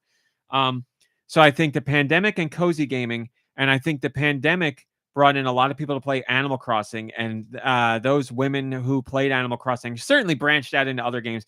But I think a big chunk of that audience stuck with cozy games, and Switch is a great platform for that. So, and then there's just women getting into gaming in general. I think a natural uptick. But my two big ones are cozy games and pandemic. That's what I'm going with. And they have transitioned into regular gamers now, which is awesome to see. Very, very awesome to see. My cousin, one of my cousins, my cousin who is older than me, who I don't really ever talk about, she has a Switch, and she just texted me this week. She played Chance of Sonar, which I've heard wonderful things about, and I haven't played it yet. And she's like in love with that game. She's playing it now. Oh, I think she said she finished it. But she also told me, I was like, you should play. So I've been calling it Grease. I believe you're supposed to say I'm wearing the shirt oh my today. god. How weird is that? I think you're supposed to call it Gree. Oh, really? I'm not sure. But you know what game I'm talking about. Nomada Studio. I told her a while ago, I was like, I think you should play Grease. I'll just stick with Grease for now. I was like, because it's a beautiful game. It's got an amazing story. It's about women. I was like, I really think you should play it. I think you're going to get something out of it. She texted me this week and she's like, you know what? Let me bring up the exact text in the off She chance. said, I hate Greece. Don't I hate ever women. talk to me again. Yes. She goes, I finished playing Grease. I liked it a lot. The ending made me cry. So there you go. She was Doesn't sound like she liked it. she wasn't someone who didn't she didn't have anything against games, but she wasn't playing games. If her kids were at the, years ago were like, play this, she would play it. But she owns a Switch and plays games now. That's the first game system. She might have owned a DS. Maybe she didn't. Maybe it was her kids. But Switch she's actively playing on. So like Switch has been her transition to being like, quote unquote, a gamer. She's not buying tons of games, but she is, she finishes a game and plays the next. Yeah, she said she also finished Chance of Sonar. So there's a perfect example. She's not in the UK, but she is a female gamer. Wow. And I was like, man, you could not have finished Grease at a more perfect time because that company's second game just came out. And I showed her the trailer for Neva. And she's like, oh, I'm going to check that out. So there you go. So as Deux said, women. Mata Luigi says, I remember my sisters picking up a Switch solely for Animal Crossing and many other women in my life as well. Seems Animal Crossing is very popular with women. Yeah, as I said, pandemic Animal Crossing, that combo really brought in a lot of gamers, but in particular, a lot of female gamers. And at least in the UK, they're sticking around. Masahiro Sakurai has finished his YouTube series about making games. It was called Creating Games. It was a whole series he did to show the ins and outs of making games and games he's made and giving advice to budding game developers and everything. It was amazing. And it just ended. He did a special 40+ minute finale video. And usually his videos are like, let's say 4 to 8 minutes long on whatever topics they cover. And in his 40-minute finale, he dropped the bombshell. He said that during Smash Bros. Ultimate's DLC, when he was working on that in July 2021, he received a request to write a game proposal, and he jumped on that. And in 2022, he started working on that game. So in the last 2+ years, Sakurai has, in secret, been working on a game. So you know what that means? Chances of it being a Nintendo game? Extremely high, because that's who he makes games for. Is it going to be another Smash Brothers? That'd be a hell of a thing for Nintendo to be like, hey, Sakurai, you made Smash Brothers for the Wii U and the 3DS, and the Wii U bombed. And before you were done doing the Wii U Smash Brothers, we came to you and we're like, hey, can you put this on Switch? And can you do like 80 characters? And then you didn't even finish that project. And Nintendo goes to him again and goes, oh, by the way, we never let you stop making Smash Brothers Wii U because you moved on to Smash Brothers Ultimate. Now we're not going to let you finish Ultimate and ask you to do another Smash Brothers game. Is it impossible? No. Would it be really bold of Nintendo? Yes. So I don't know that it's a Smash Brothers game, but it certainly could be. So what else is Sakurai going to work on? He could do another Kid Icarus. Kid Icarus was great. It could be a new Kid Icarus. Or maybe it's something else completely. Another Nintendo IP, or maybe it's a brand new IP. Because if you'll remember, Smash Brothers was a new IP. And it didn't even have Nintendo characters to begin with. So I don't know what it is, but for the last 2 years, Sakurai's been working on something. So that's very exciting because chances are it'll be for the Switch's successor. And then on top of all that, Sakurai let out the extra surprise bomb of, so I did all these videos on creating games. He did the whole series. And I don't know how many are in there. There's a ton. But he's like, here's the real surprise. I have not been. He was like, do I look different in this video to you guys today? Well, that's because all the videos you've been watching for the last 2 years, I made 2 years ago. He's like, I recorded all of those 2 years ago. He's like, I recorded everyone, sent them out to another company to do the editing and the graphics and all that stuff. So this man he was working on Smash Brothers DLC. He was working on a brand new game, and he did this entire YouTube series all at the same time. And every part of this creating game series he did 2 years ago. Wow. It's nuts. The man is the biggest workaholic I've ever heard of. But he's very passionate about games, and he still finds time to play games. He showed his schedule, and it was insanity. It was like, wake up, eat, get dressed, go to work, and then it was like 10 hours of working on games, go home, eat, and then work on my YouTube video series, and then go to bed. It was like, you're just working all day long. What's going on? But I guess he loves it. Lion K says, interesting indeed. He might be one of the few that is able to create a true system seller out of new original Star Fox game, or possibly he makes sure the Switch successor has a good Smash Brothers game as well. Oh, don't say things like that. I would love for no one more to make a new Star Fox game than Sakurai. That would be unbelievable. Perfect guy to pick for that. Like his knowledge of the franchise, his history, and the types of games he's done, that would be stellar. But also, Star Fox is not a system seller. Not anymore, anyway. Back in the day, Super Nintendo, yeah, because you were like, oh my god, polygons, what the hell is this? In the N64, what's a rumble pack? Of course. A frog pilot? Of course. Well, if you're me, yes. Star Fox 64 or Star Fox now, it's not a system seller. It's like the anti-system seller. For Nintendo to go to Sakurai and be like, hey, make a new Star Fox, he'd be a great choice for it. And if anybody could make a breakthrough, to be him. That. But as much of I'm such a Star Fox fan, it pains me to say it would be a waste. I see it as a waste of his talents. I think he would make the best Star Fox game ever, but it's going to sell like 1 or 2 million. What the heck? I guess he could make a Star Fox that would break through. But boy, to put one of your star developers on a star, I don't know. They did it with Kid Icarus, to be fair. It's like, hey, remember that franchise we haven't done anything with in 25 years? You go make a new one. I don't know. No way.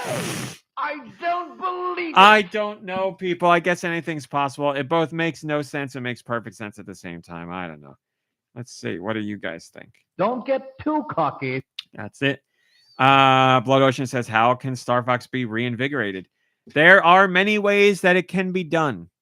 Do I know them? No. But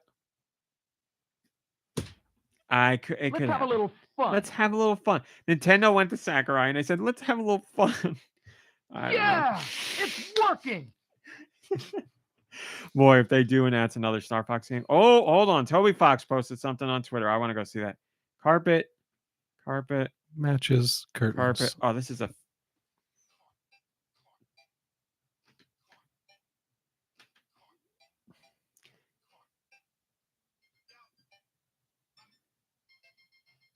I don't know what this is. Toby Fox, the creator of Undertale, posted something on Twitter.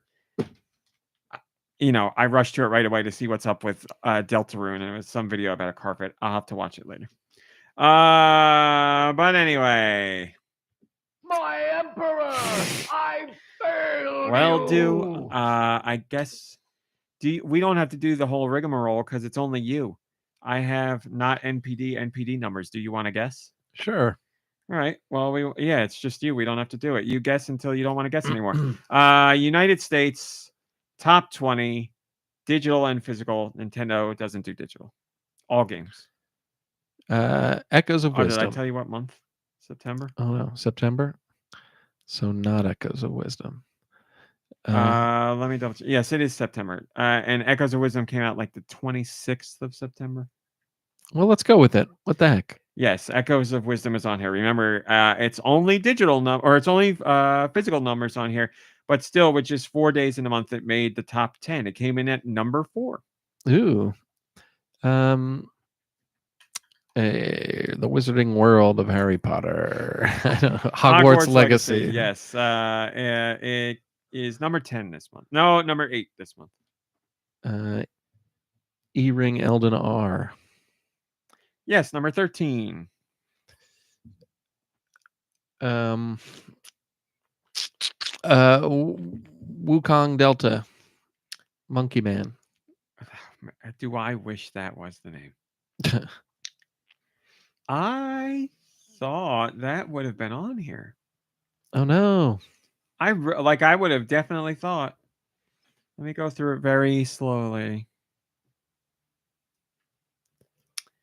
It is not on here. Yeah, it's already lost its Surprising. luster. That's very surprising. So game's over, but you also win because you were the only one playing. Yeah. Yeah, not on here. Starting with number 20, EA Sports MVP bundle, which we talked about, is that college thing. Number 19, Ghost of Tsushima. Number 18, Space Marine 2. Then Age of Mythology. Then Marvel vs. Capcom Fighting Collection Arcade Classics. Debuted at number 16. Not a terrible debut, but I wish it was better. And that's on all systems. Call of Duty Modern Warfare 3 is 15. Then Minecraft. Then E-Ring Elden R. Then Final Fantasy 16. Sorry. Then Dead Rising. Then God of War Ragnarok. Then NHL 25. Hogwarts Legacy. NBA 2K25. Star Wars Outlaws. Not a big drop for Star Wars Outlaws. EA Sports College Football 25. Zelda Echoes of Wisdom, Madden NFL 25, Astrobot number 2. Great showing for Astrobot. How about it? See it.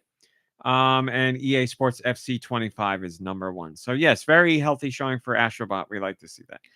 What's that number mean? Nothing. I don't know if it means 1 million. I don't think it's going to mean 1 million. Maybe 1 million, yeah, because it'll be digital included. Yeah, maybe. Why is Ragnarok, God of War Ragnarok, still on the list? What's up with that?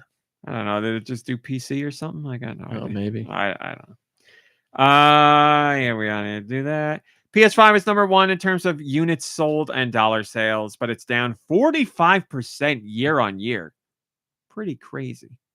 Switch was number 2 in terms of units sold, but number 3 in dollar sales, which is how it usually goes because the Switch isn't as expensive as the other platforms. Switch was down 23% this year. Not bad in its 7th year. Still, it's been dropping, but 7th year, 23% year on year. Xbox was number 3 in terms of units sold and number 2 in terms of dollar sales. And Xbox takes another knife to the heart because it is number 3 and sales were down 54% year on year. People don't want the Xbox. Stop doing it, Xbox. They don't want it anymore. Get it out of here. And then we've got Beyond Good and Evil 2 coming, right? Oh, wait, that's not going to be exclusive to Xbox. No, but it is still in the works, they said. Top 10 on Switch, starting with number 10, Minecraft, Ace Attorney Investigations Collection, Super Mario Brothers Wonder, Smash Brothers Ultimate, Epic Mickey, EA Sports FC 25, Marvel vs. Capcom, Mario Kart 8 Deluxe, Hogwarts Legacy number 2, and then, of course, number 1, Echoes of Wisdom number 1. Not surprised there.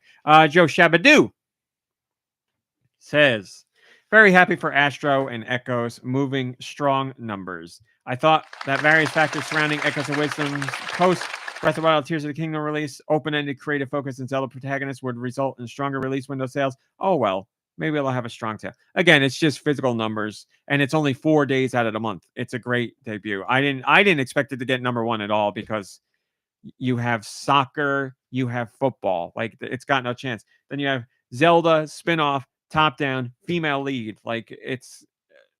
Yeah. Anybody got time for that? The game will end up selling, if I had to guess, 7 or 8 million, if I had to guess. That's where I'm putting my numbers. 6 to 8 million. I'll go in there. But yes, as you know, we are fans of the game. Here we go.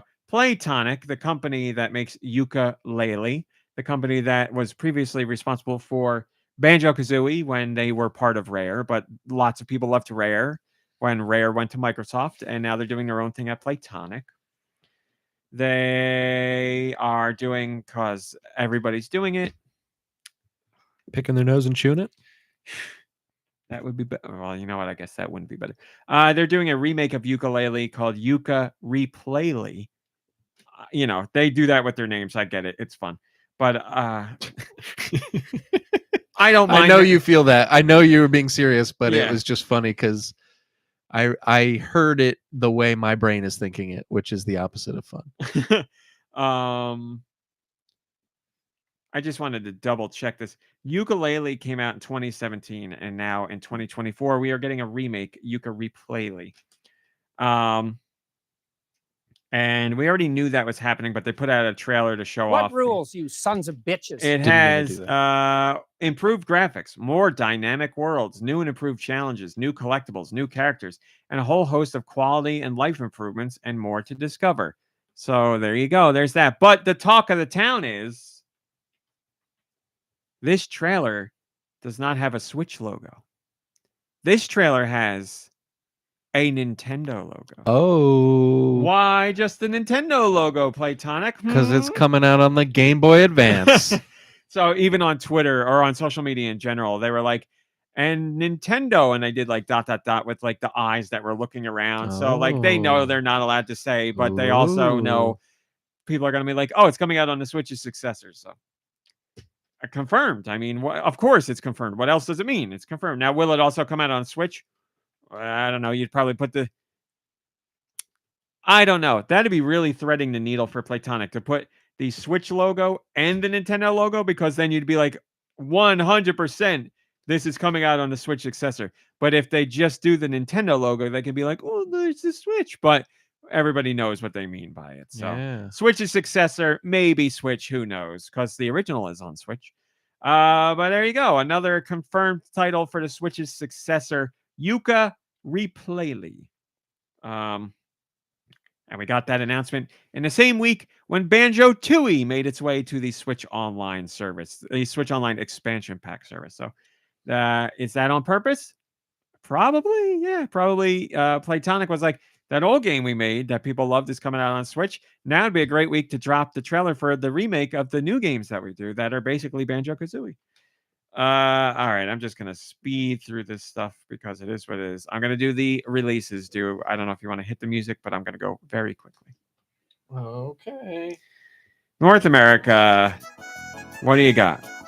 Sonic X. Sorry, it's okay. Sonic X Shadow Generations, or Sonic Shadow Generations, whatever. Yakuza Kiwami, the first Yakuza game, is out on Switch. Romancing Saga 2: Revenge of the Seven, which is a remake of a remake. It's out on Switch. We have a review. Our reviewer loved it. Arcade Archives Violence Fight. Arcade Room Simulator. Arcade Tanks World 2 Tank Battle Simulator.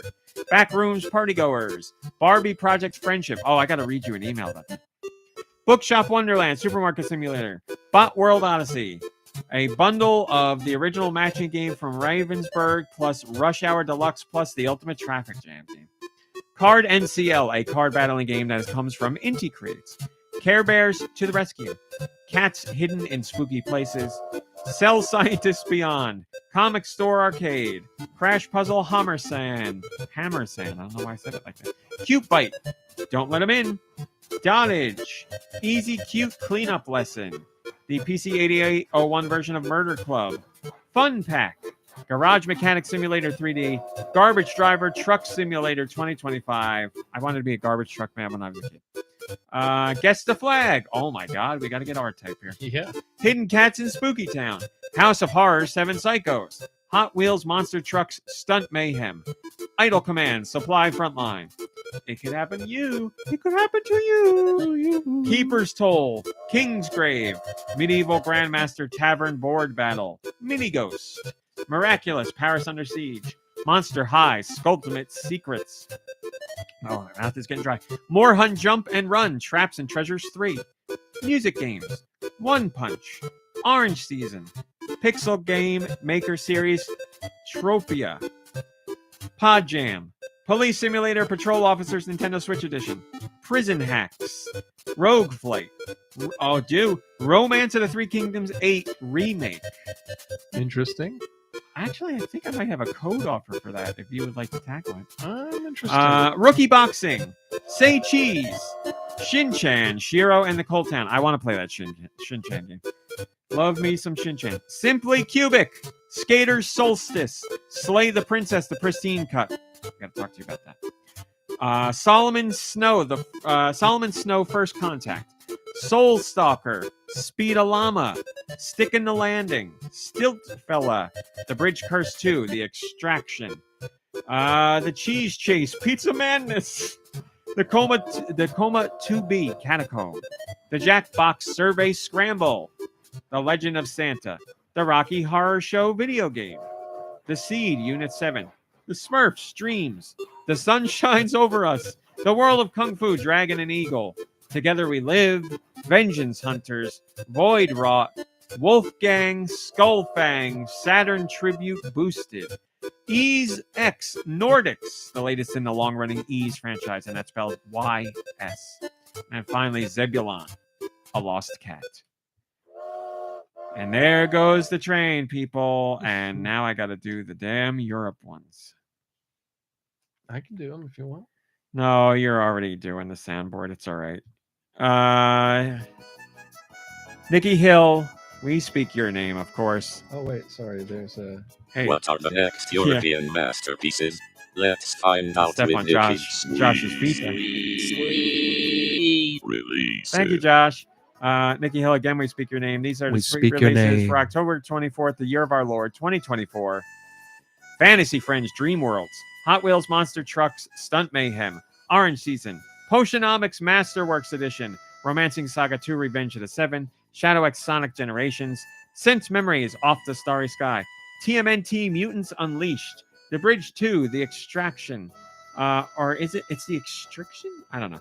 The Smurfs Dreams, Anime Dance Off Ghost Party, Arcade Room Simulator, Arcade Tanks World 2 Tank Battle Simulator, Bookshop Wonderland Supermarket Simulator, Bot World Odyssey, Captain Barrel, Card NCL, Care Bears to the Rescue, Cat Beshi Scooping Game, Chippy and Nopo, Comic Store Arcade, Crash Puzzle Hammer Sound, Dizzy Hero, Doodle Hunt Halloween Rush, Dottage, Easy Cute Cleanup Lesson, Etchy Fever, Murder Club, the PC 8801 version, Fear the Spotlight, the first game from Bloomhouse Games. That is the same as the movie, people. Oh. Getting excellent reviews. Fun Pack, Garage Mechanic Simulator 3D, Garden of the Sea, Guess the Flag, Hatch Tales, from our friend Jules, Hidden Cats in Spooky Town, House of Horror, Seven Psychos, Interior Design, Transform Your Space with Style. It could happen to you. Killing Time Resurrected, Kingsgrave, Medieval Grandmaster Tavern Board Battle, Mini Ghost, One Punch, Paint by Pixel 2, Pixel Game Maker Series, Crotopia, maybe that's high spade, Princess Rapunzel, The Kingdom's Legacy, Prison Hacks, Romance of the Three Kingdoms 8 Remake, Rookie Boxing, Say Cheese, Shin-Chan, Shiro, and the Cold Town, Simply Cubic, Slay the Princess, the Director's Cut. It's the Pristine Cut.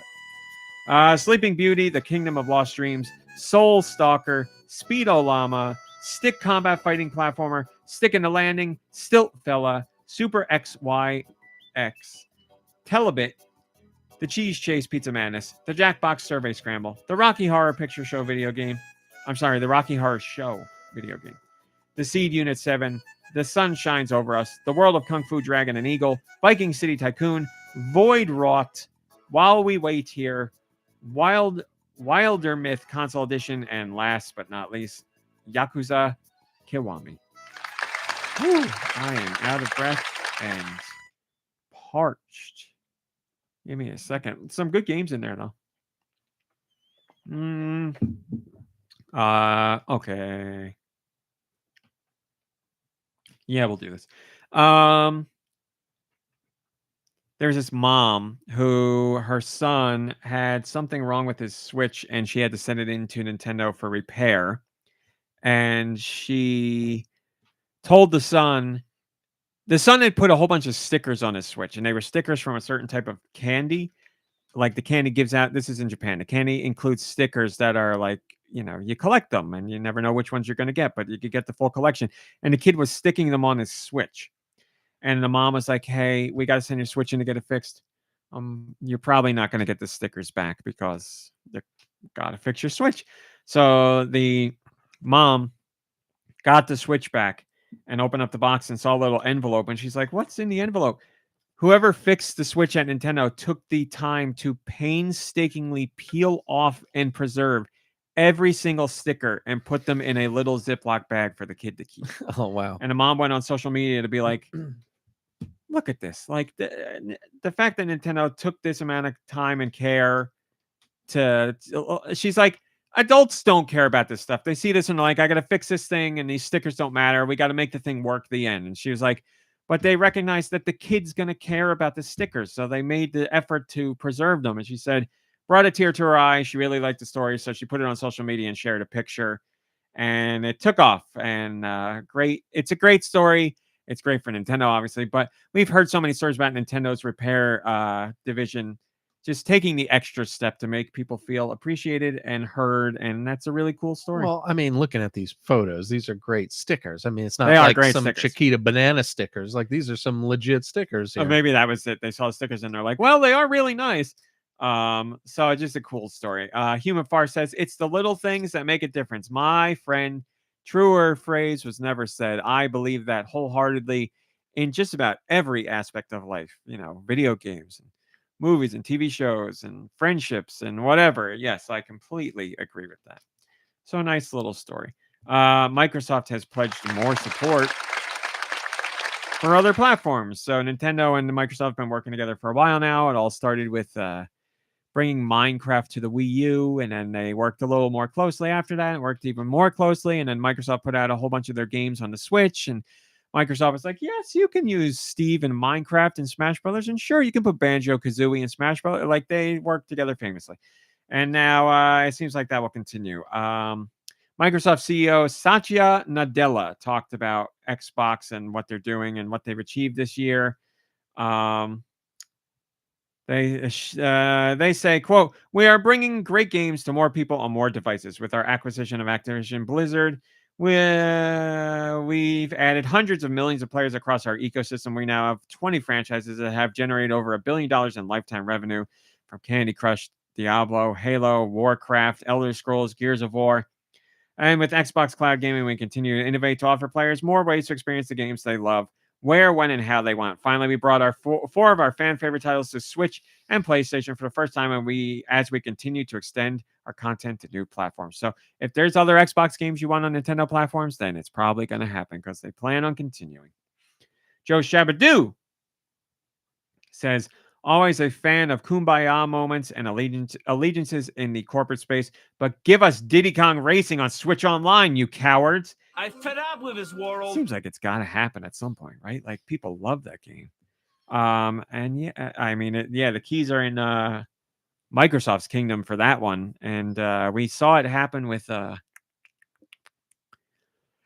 DS port, right? That was after. Yeah, it had to be. So it could happen. Yeah, it could. I'm sure it will happen at some point.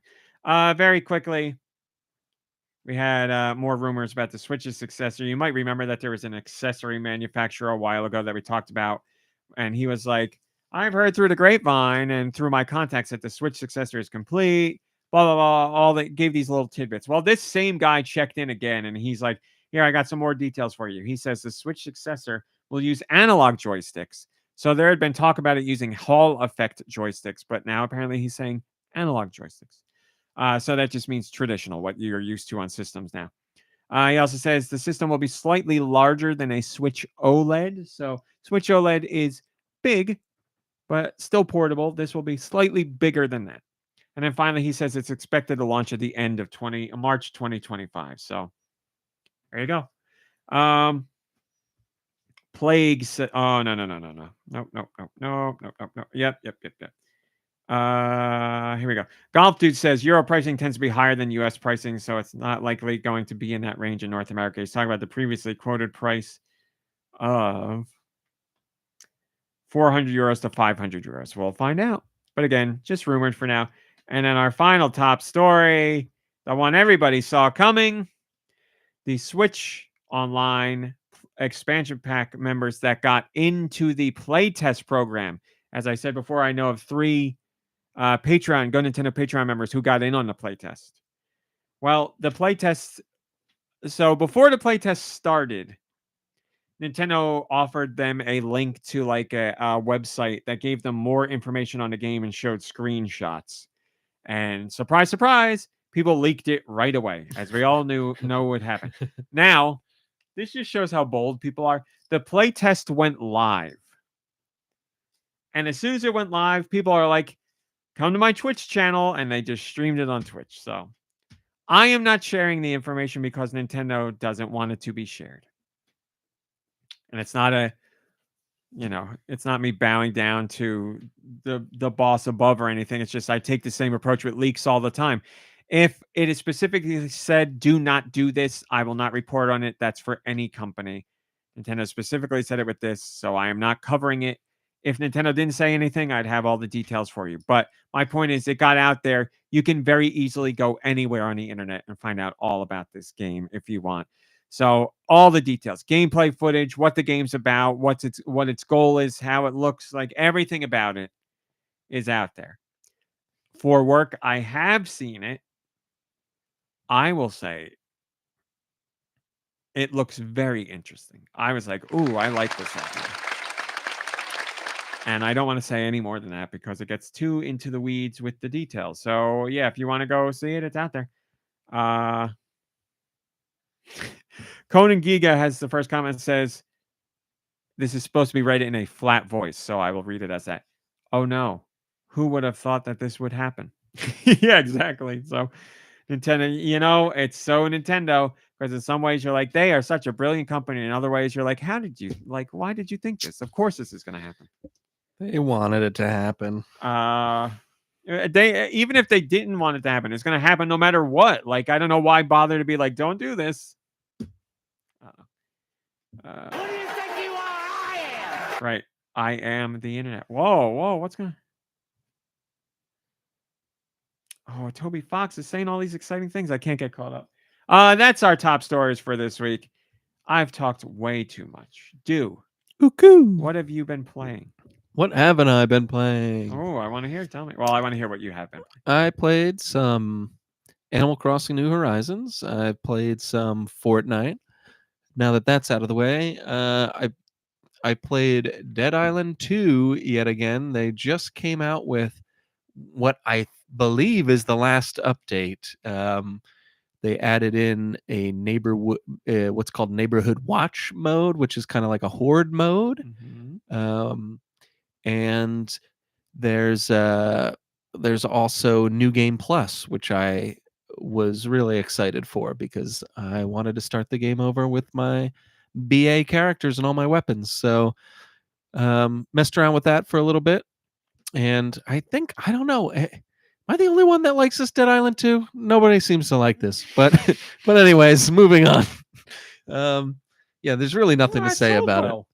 I think it did okay. I don't know. I don't know if I'm not saying people have to be over the moon about it, but like people would be talking about it more. Yeah, like it's fun. It's so fun. But yeah, whatever. I'm enjoying it. And then I'm not even gonna do a drum roll. I don't know where it is. I played and beat Resident Evil 4. Hey. I was gonna say Resident Evil 4 remake, but that's not the title. No, it's called Resident Evil 4. It is just Resident Evil 4. That's it. The brand new Resident Evil 4 is just Resident Evil 4. The old Resident Evil 4 is dead. Yeah, I don't know how I should feel about this, like how I should talk about it, because I know how I feel, but like I don't want anyone to be like, this old guy is old and crotchety. Like all I ask of you on this podcast is for honesty. That's all that I want. I liked the game, but it's not. I've played it. You know what I mean? Like it did not need to be remade, and like yes, they improved. Almost everything about it is improved, but like what isn't improved is like the charm. And like that's such an old person thing to say, isn't it? Like to be like No. the old one had charm and I it was agree. cheesy for a reason, and like like I don't know, it just had a feeling about it, and this game does not have that. Looks great. They updated, like I said, almost everything's been updated. Even the gameplay is a little bit better. You can walk while aiming now. You can use your knife to parry and stuff, but it just isn't the core essence of what I loved about the game. And it's like the same thing. It should be the core essence. Why am I not feeling it? Because it's Resident Evil 4, and ST says maybe it's Resident Evil 4 FORE. There you go. Yeah. It's Resident Evil 4 minus the charm. Yeah. It doesn't have And it's not that. nostalgic charm. There's a charm to those things that are lost in most remakes. Not Yes. all, but most remakes. It's one thing to capture level design, enemies, gameplay flow, update graphics. You can't be like, make sure you include the charm. Yeah. Like that's something that comes about organically when the originals are being made. Yeah, it just doesn't, for me, it just falls short of that really, really great experience. And the original game, I wanted to play it again. I wanted to play it a ton and just like go through it, and I had a ball. And this one, like I was done with it, and I was done with it, and that's not necessarily how they want you to play it. They want you to play more and like unlock new things, costumes and all kinds of stuff. There is a Mercenaries. I had to download it at no additional charge, but that was like something that came afterwards. And there is Separate Ways, which is Ada's story, but you have to pay $10 as a DLC for it. And they left out, in Leon's story, they left out, in my opinion, the scariest boss. You were talking about scary bosses earlier. Maybe the scariest boss in all of the Resident Evil series is left out of this one. Cage guy. Yeah, and I read later after, because I was kind of PO'd about it, and I like went online and I saw that it's like in the Separate Ways. You play it as Ada now, but like I don't know. Like I'm glad it's still there and that people can experience a version of it, if they get the DLC. But I'm not going to spend the $10 for that. They took it out just to try and get people to be like, I your know. favorite boss fight is in here. You got to spend $10 That's to get what it. gets me, man. Like they want you to pay extra. Like the Separate Ways was something I thought was really special. It kind of harkens back to the Resident Evil 2 days where you played the first game and then you unlocked a whole second story. And I felt Separate Ways was kind of like that. And they're doing, it's just so translucent. They're just like we want money, so we're gonna add it later, and it's gonna be DLC. And just like the fact, like I get it. I get DLC. I've bought DLCs before. I know that's more content for a game is great, but like there's again, it's taking away from that charm of that old kind of style of games where you got the game and that was what was the game. Like it was all there, and it was when it's a remake, because you're like, I had this already in the game I bought originally. Like, don't take out what was in the game and ask me to pay extra for it. Like this was all in the original game. Why should I have to piecemeal it now? Ice Silver says they purchased the latest Resident Evil 4 and it's still sitting there yet to play, and it's not the first time they purchased that particular game. So yeah, I don't know. I really, part of me is sad that like there's a ton of people that'll never play the original because of this, and like moving forward, we're just gonna get further and further away from that, and then I'm just gonna sound even older, like an older, sadder man who is like clinging on to the past, and it's not. I don't want it to sound like that. I want people to like be able to appreciate like where we came from with these, and like it's just not there now. A lot of people are playing this and enjoying the crap out of it. You said it sold 8 million copies or something. Just hit 8 million, yeah. So like that's really impressive. Good for them. I just kind of wish that they did everything they did in this one, but gave us a new Leon story. I don't see why would that be so bad. I mean, you're saying it wouldn't have sold as well and people wouldn't have liked that, but I I feel like we can still have the original and like continue on, like make a sequel to Resident Evil 4 or something. Like, yeah, I mean, it would have been incredible for me. That would have been way more nostalgic for me if they had updated the gameplay and put him in a whole new scenario or something. Now, like I said, it's playable. I don't want to make it sound like it's a bad game, because it's certainly like fine, but it just doesn't have that charm. And a thing with Resident Evil, ever since the beginning, ever since the original Resident Evil, there have been like reasons to go back and play it again and try to improve your time and then unlock special things.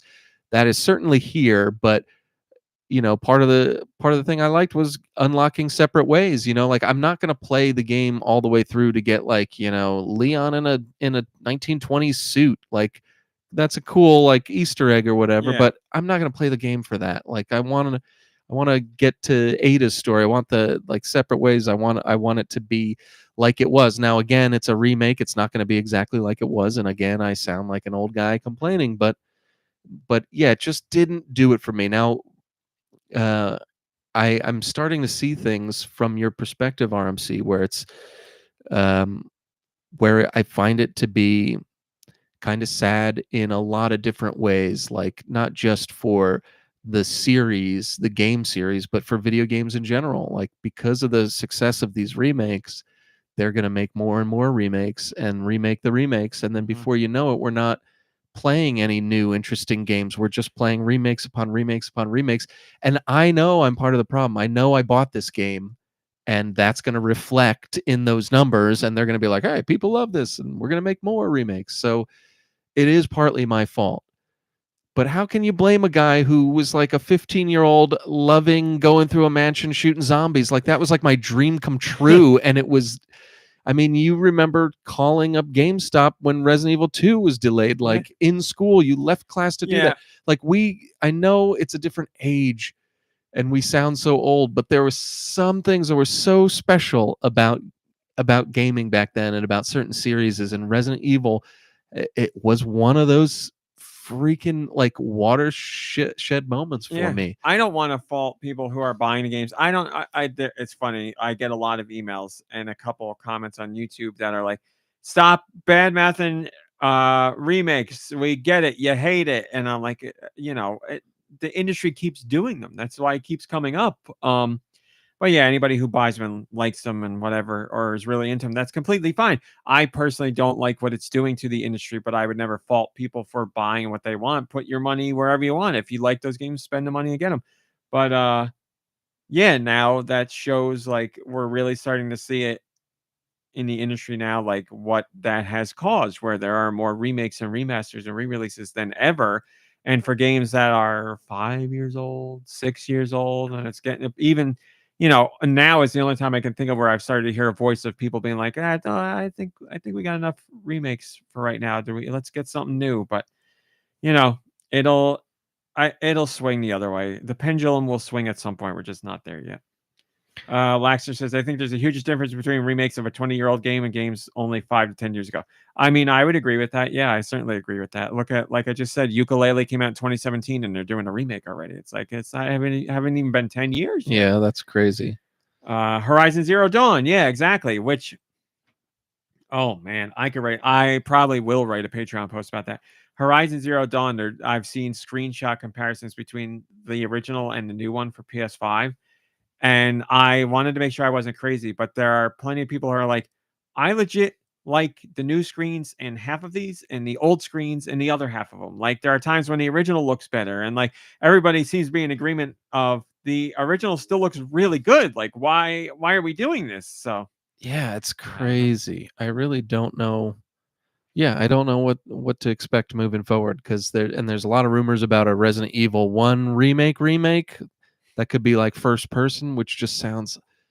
I mean, look, it's like one of my favorite games of all time. Would I love to see the mansion in like first person? Yeah, but do we need to remake these again and again and again? But like you said, I'm glad people enjoy them. They have a right to like them. They have a right to... these games have a right to exist.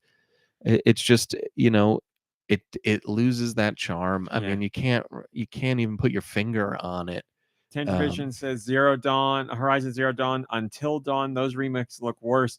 I agree with you, especially on Until Dawn. I think the remake looks worse, like considerably worse. I kept looking at comparisons, and I was like, what's going on here? This looks a lot worse to me, but I don't know. Yeah, I don't know. I meant to tell you, I saw a video. I watched that YouTube video about Resident Evil 2. So now my algorithm's like, give them everything Resident Evil 2. And it showed me something else that I thought was really cool.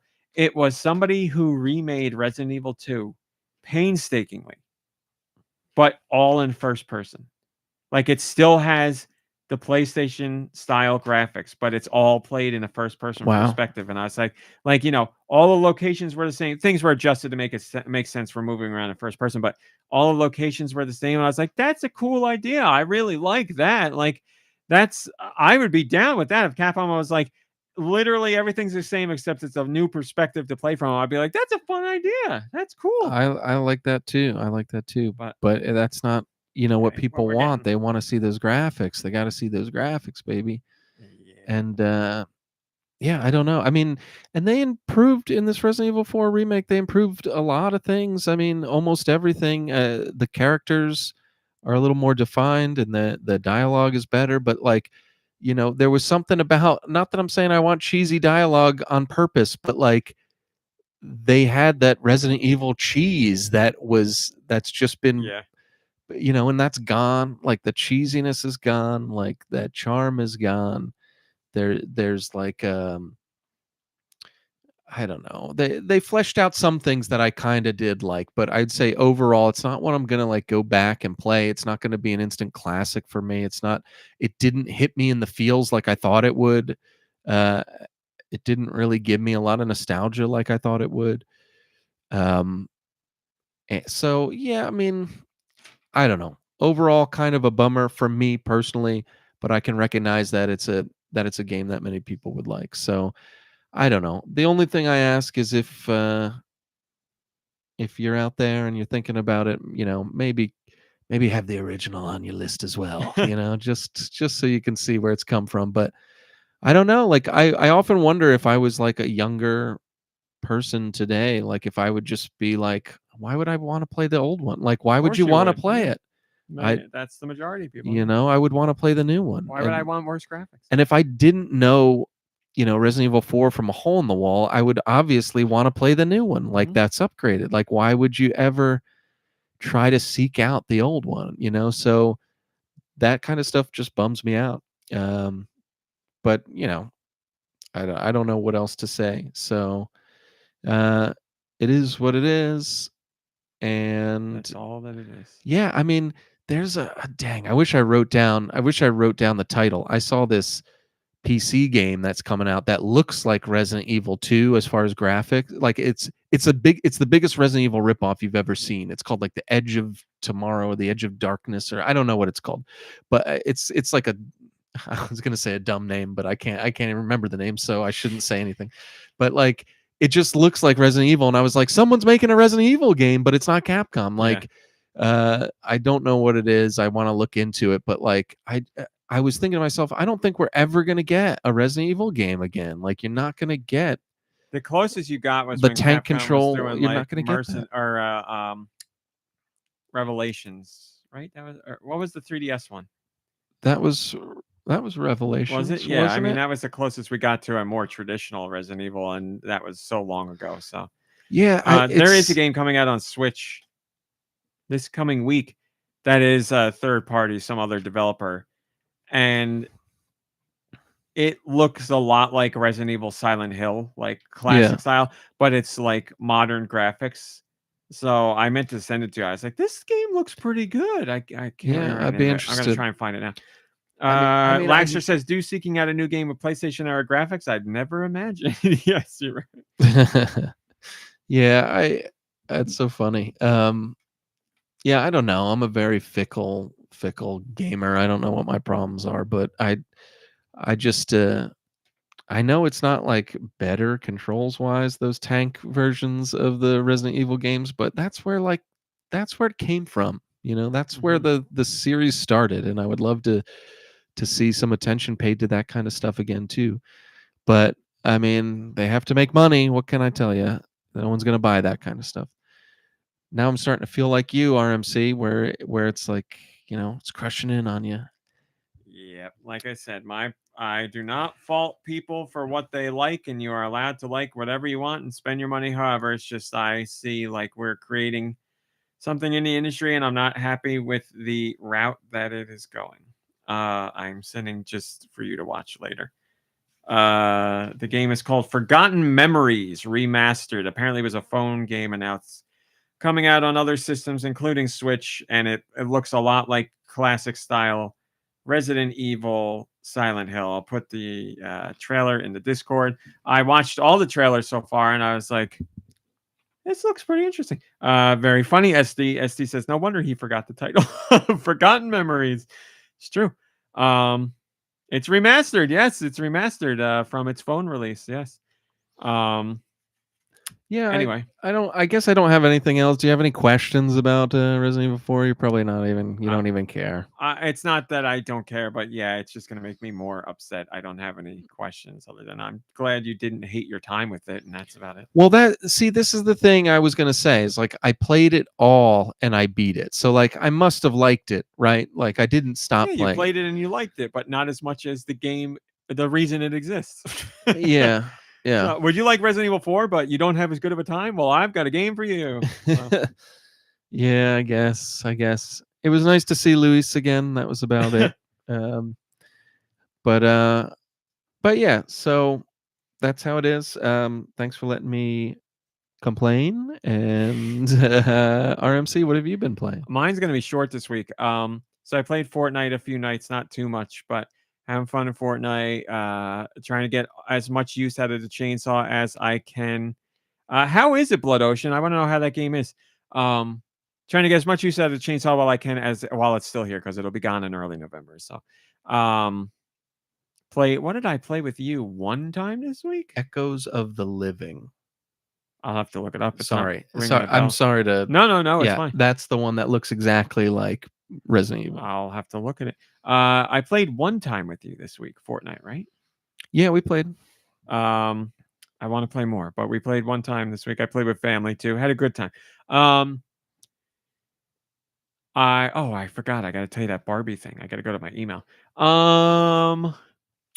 I did not play, but I had my parents. Well, I played it actually. I played it start to finish, but on PC. But now I can talk about it for Switch. My parents were over, and we were just given I was having them try out quickly Slay the Princess, the Pristine Cut. I think you should look into this game. It's a walking simulator. What's it called? It's a narrative adventure. Slay the Princess is all you need to know. It's on Switch. I think it's on everything now, but just came out on everything. It's called Slay the Princess, the Pristine Cut. It is a narrative adventure. Not so much a walking simulator, because movements are not controlled by you. So narrative adventure. But you're into narrative adventures. Yeah. Yes, Tentavision, I corrected myself. Your character walks places, but you don't do the walking. You make dialogue choices, and you have a lot of them. And the premise is you are this person in the woods, and the narrator of the story tells you that you have to kill the princess, and she's in a cabin that's up on a hill close to you. And that's how it begins. The end. So you take it from there. I don't want to say anything else at all, because it spoils everything. But I watched my mom work her way through that with my mom and my dad. It's something you can beat in a night, or like in a visit from your parents. Depends on how you beat it. So they didn't beat it. They did, Huh. but they got the absolute worst ending. So it's a game that brings up a lot of questions. So the name of the game is Slay the Princess. It brings up a ton of questions, but you're told your goal is to slay the princess. And my parent, there's like some options. There's like 8, 9 dialogue choices for you to continue the story and direct where it goes. And here's a spam text right now. My parents took the route of not caring and not wanting to know anything. So they got the worst ending possible, and they did it within, like, I'm gonna guess an hour, about an hour. And my mom was like, "Well, that's it. We beat it." And I was like, "You guys are monsters." I was like, "What are you doing here? Like, why would you see that ending and think like that's a great ending?" Like the game actively pretty much makes fun of you for the ending to pretend like you got a good ending, and shows you like a really crappy drawing, and like it's very clear the game is like, "What are you doing?" Right. And my mom's like, "We did it." And I was like, "What?" And then she was like, "I'm really tired. If I had more time." And I was like, "Nobody was forcing you. I didn't tell you to beat this game tonight. What are you talking about?" So Slay the Princess. I did not like it as much as everybody else did, but I really liked it. Like I really, really did enjoy it. So you like narrative games. I'm sure you'll get something out of it. It's very interesting and intriguing. It does a lot of twists and turns I didn't see coming. Unless you go my parents' route, and then it's just Man, that's it just funny. ends. But yeah, now I've been waiting for this one to come out on consoles, and I'm glad it's on Switch and everything. So yeah, I don't want to say any specifics because I think that'll take away from the experience. If you try it out, I'd be very curious to see what you think. As I said, I played it on PC, and I really enjoyed it because I heard a bunch of buzz about it on PC. As far as narrative people go, the outlets that cover narrative games were like Slay the Princess, Slay the Princess. So I looked into it, played it, and I'm very happy I did. I didn't like it quite as much as they did, but I really did enjoy it, as I said.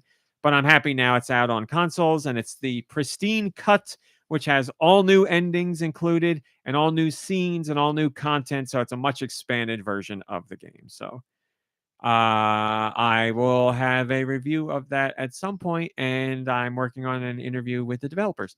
And like I said, I haven't played that one yet myself. Saw my parents play it. The reason I didn't really, yeah, you can close that if you want. The reason I didn't really play anything this week is because I've been playing something this week, an absolute ton. Every free moment that I've gotten outside of Fortnite, I've been playing this game because I'm trying to get it accomplished before the embargo. I guess if I don't tell you the game, I could tell you the embargo. The embargo's Monday. And I think I have a ways to go. And I really want to be there at the embargo, but I'm not going to push it. So we'll see what happens. But I really want to be there at embargo. It's not a first party game. I want to get that out there. I can't talk about it, but literally I have been like, I cannot play anything else. I have to play this. So that's what I've been doing. I'll talk about it next podcast for sure. And I'll talk to you about it after the podcast. I'm excited. So that's it for me, unfortunately. We have questions. Send your questions to goninpod@gmail.com. Where? goninpod@gmail.com. They can Maybe I be about will. Nintendo video games in general or whatever the hell you want. PT says, do you have a favorite piece of lost media That's my mom's favorite piece. that has been found or is still lost, gaming or otherwise? I love the topic of lost media. I can go down that rabbit hole for weeks on end. I am fascinated by lost media. Do I have a favorite? Nothing stands out as a favorite right away, but there's ones that are like iconic. Like the one that just got solved, that song that people wanted to know about where it came from, and it's been on the internet for years and nobody knew what it stemmed from. That song that was like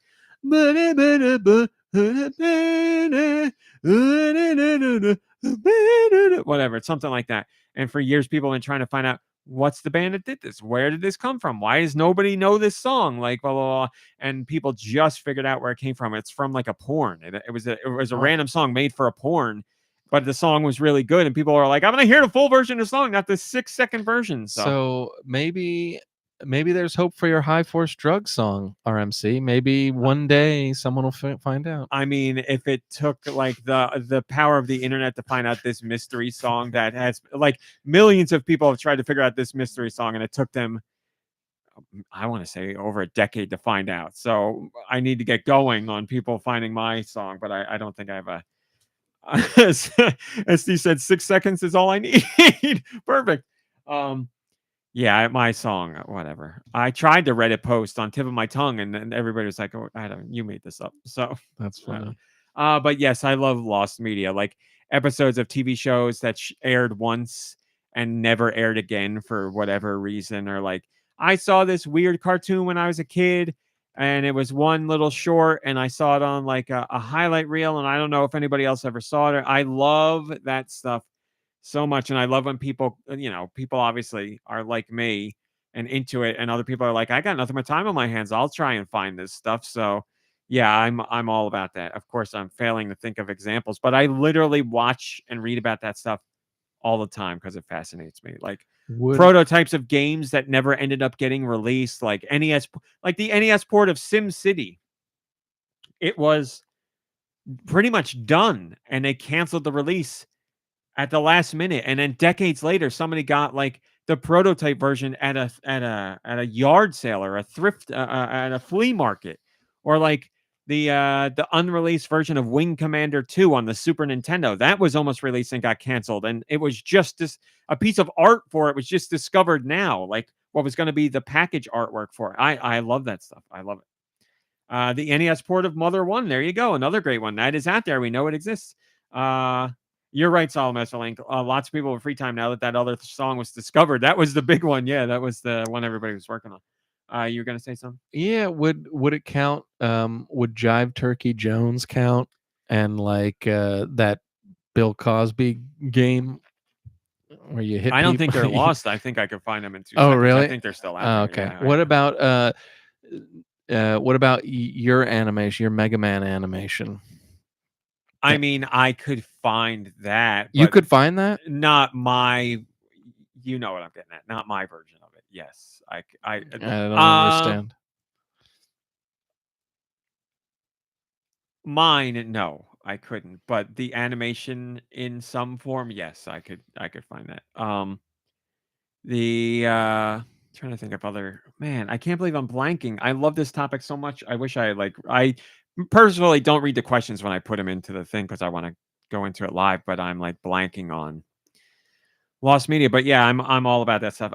There was like a SpongeBob episode that aired only once, that they took, that Nickelodeon never aired again. One of the famous ones, a lost piece of media, is the that episode of Pokemon anime that gave people seizures that they stopped airing because of the light sequence that aired. Like that's a piece of lost media. So I love that topic. I love it. It fascinates me to no end. It goes like hand in hand with like pop fiction, which isn't lost media, but it's like myths and legends and supposed secrets about games that you don't know if are true or false. And I love seeing what the truth is to that stuff. It fascinates me so much. Oh my God, Mom Brain's here. And we also have. Is there any other lost media you wanted to touch on? No, nothing. Nothing. We also have a Patreon question. Dude, did you know you can join the Patreon for $1? For $1, PT did. And they say, do you have? Oh no, what am I saying? Game Freak 613 did.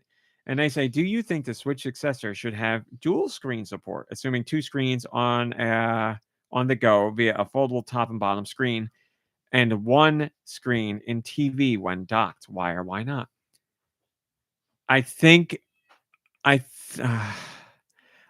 split between docked and handheld would make it too confusing to have a dual screen portable and a 1 screen docked. I think it would hinder development of split screen games, dual screen games. Oh, baby. IKEA cookies.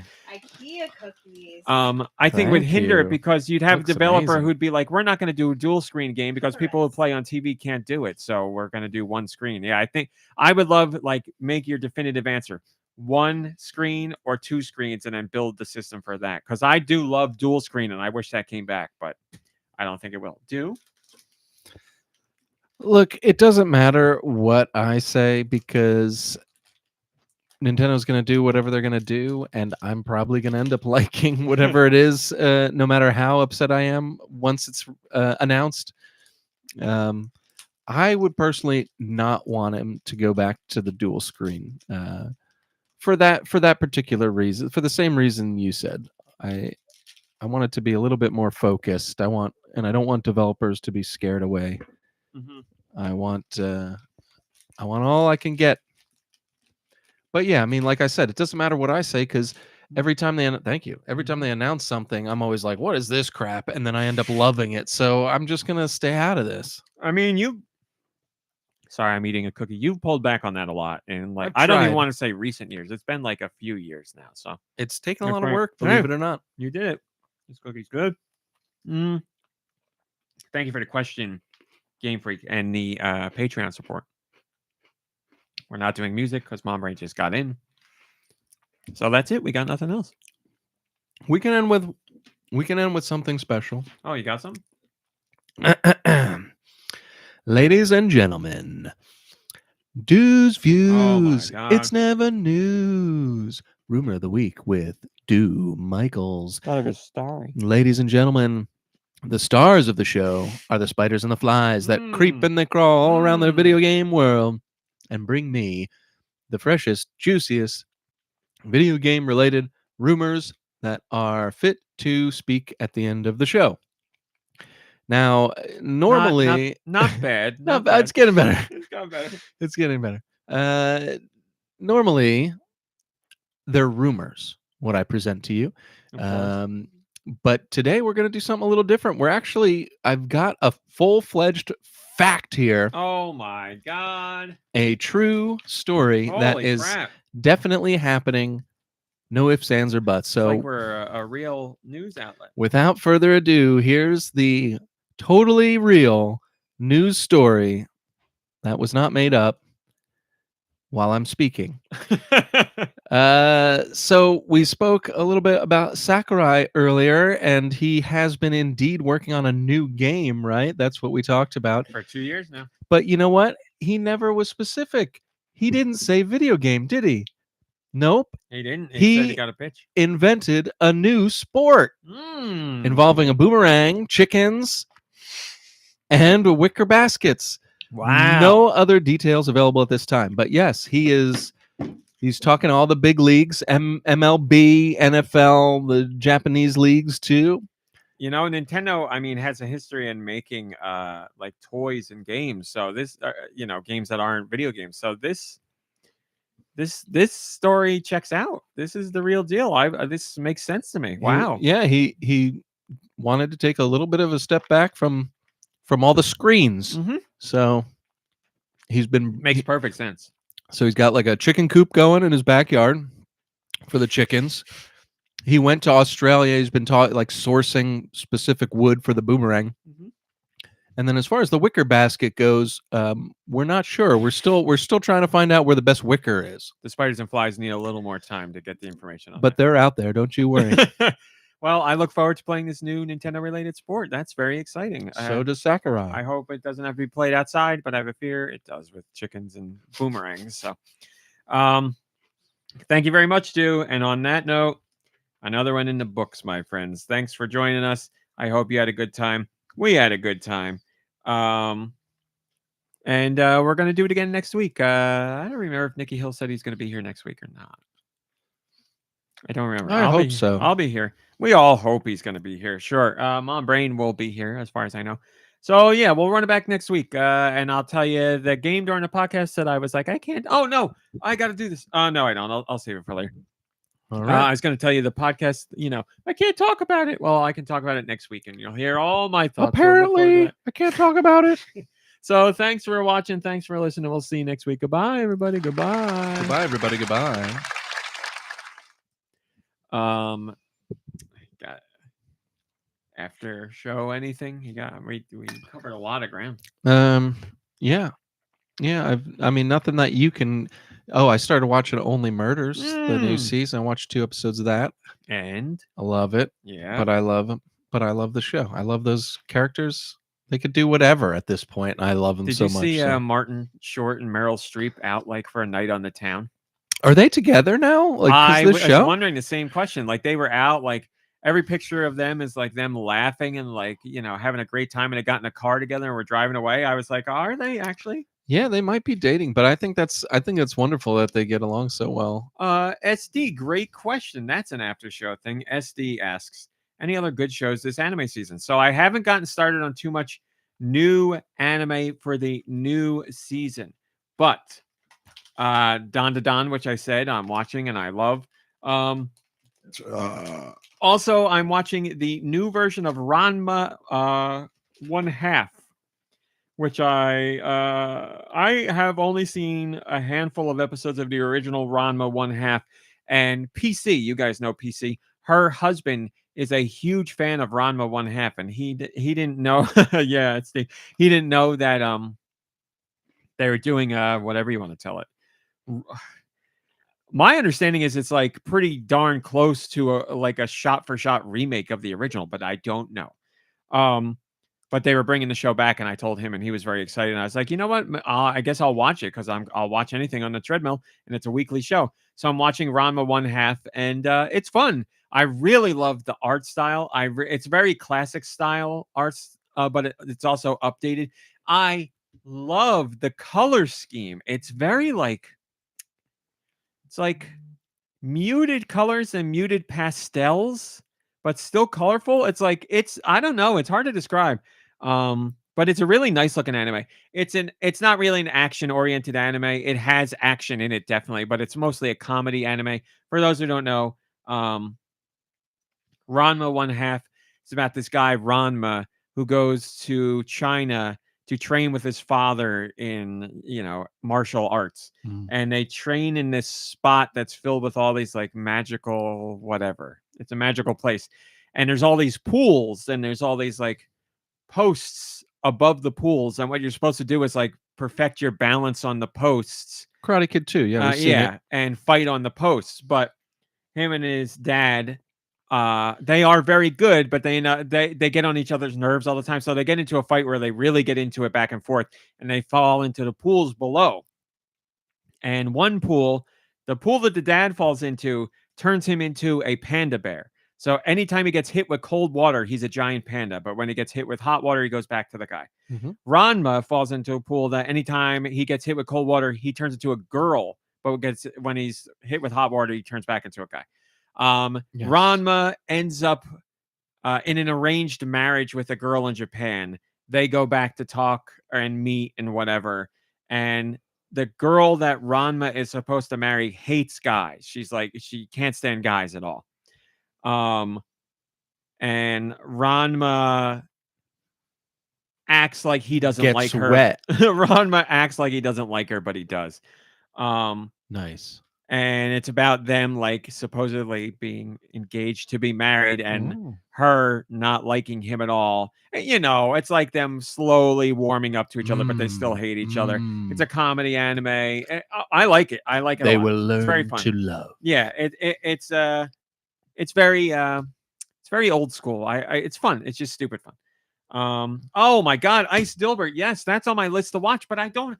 What's the damn service that it's on?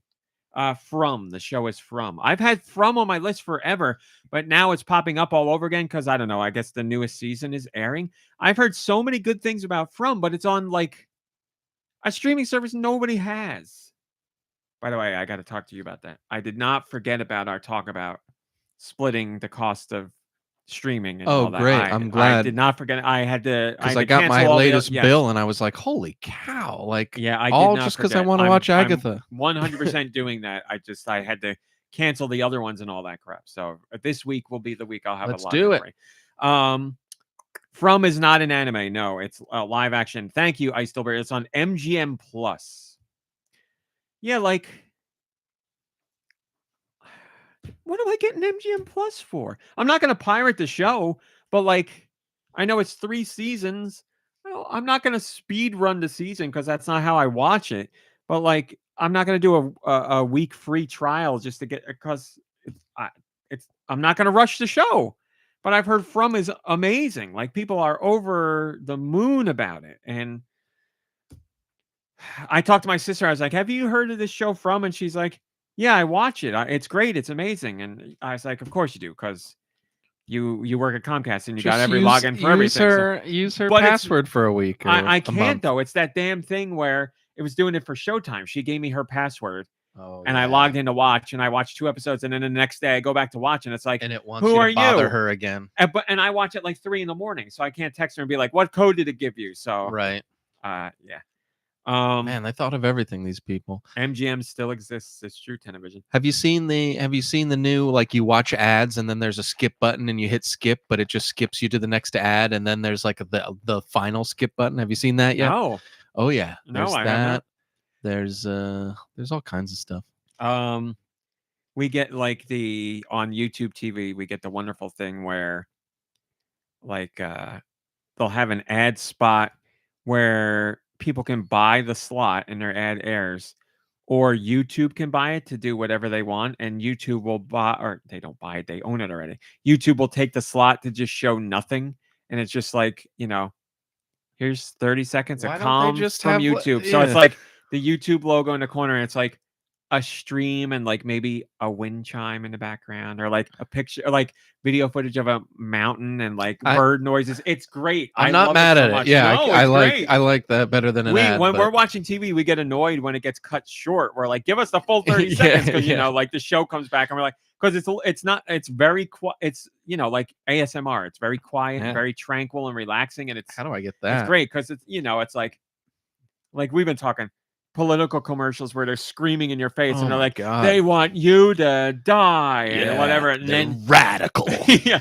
And then so you get all that, and then a YouTube one comes up, and it's just like like a bird, like in a bird bath, like looking around, and like wind blowing, and you're like, oh, this is what I needed.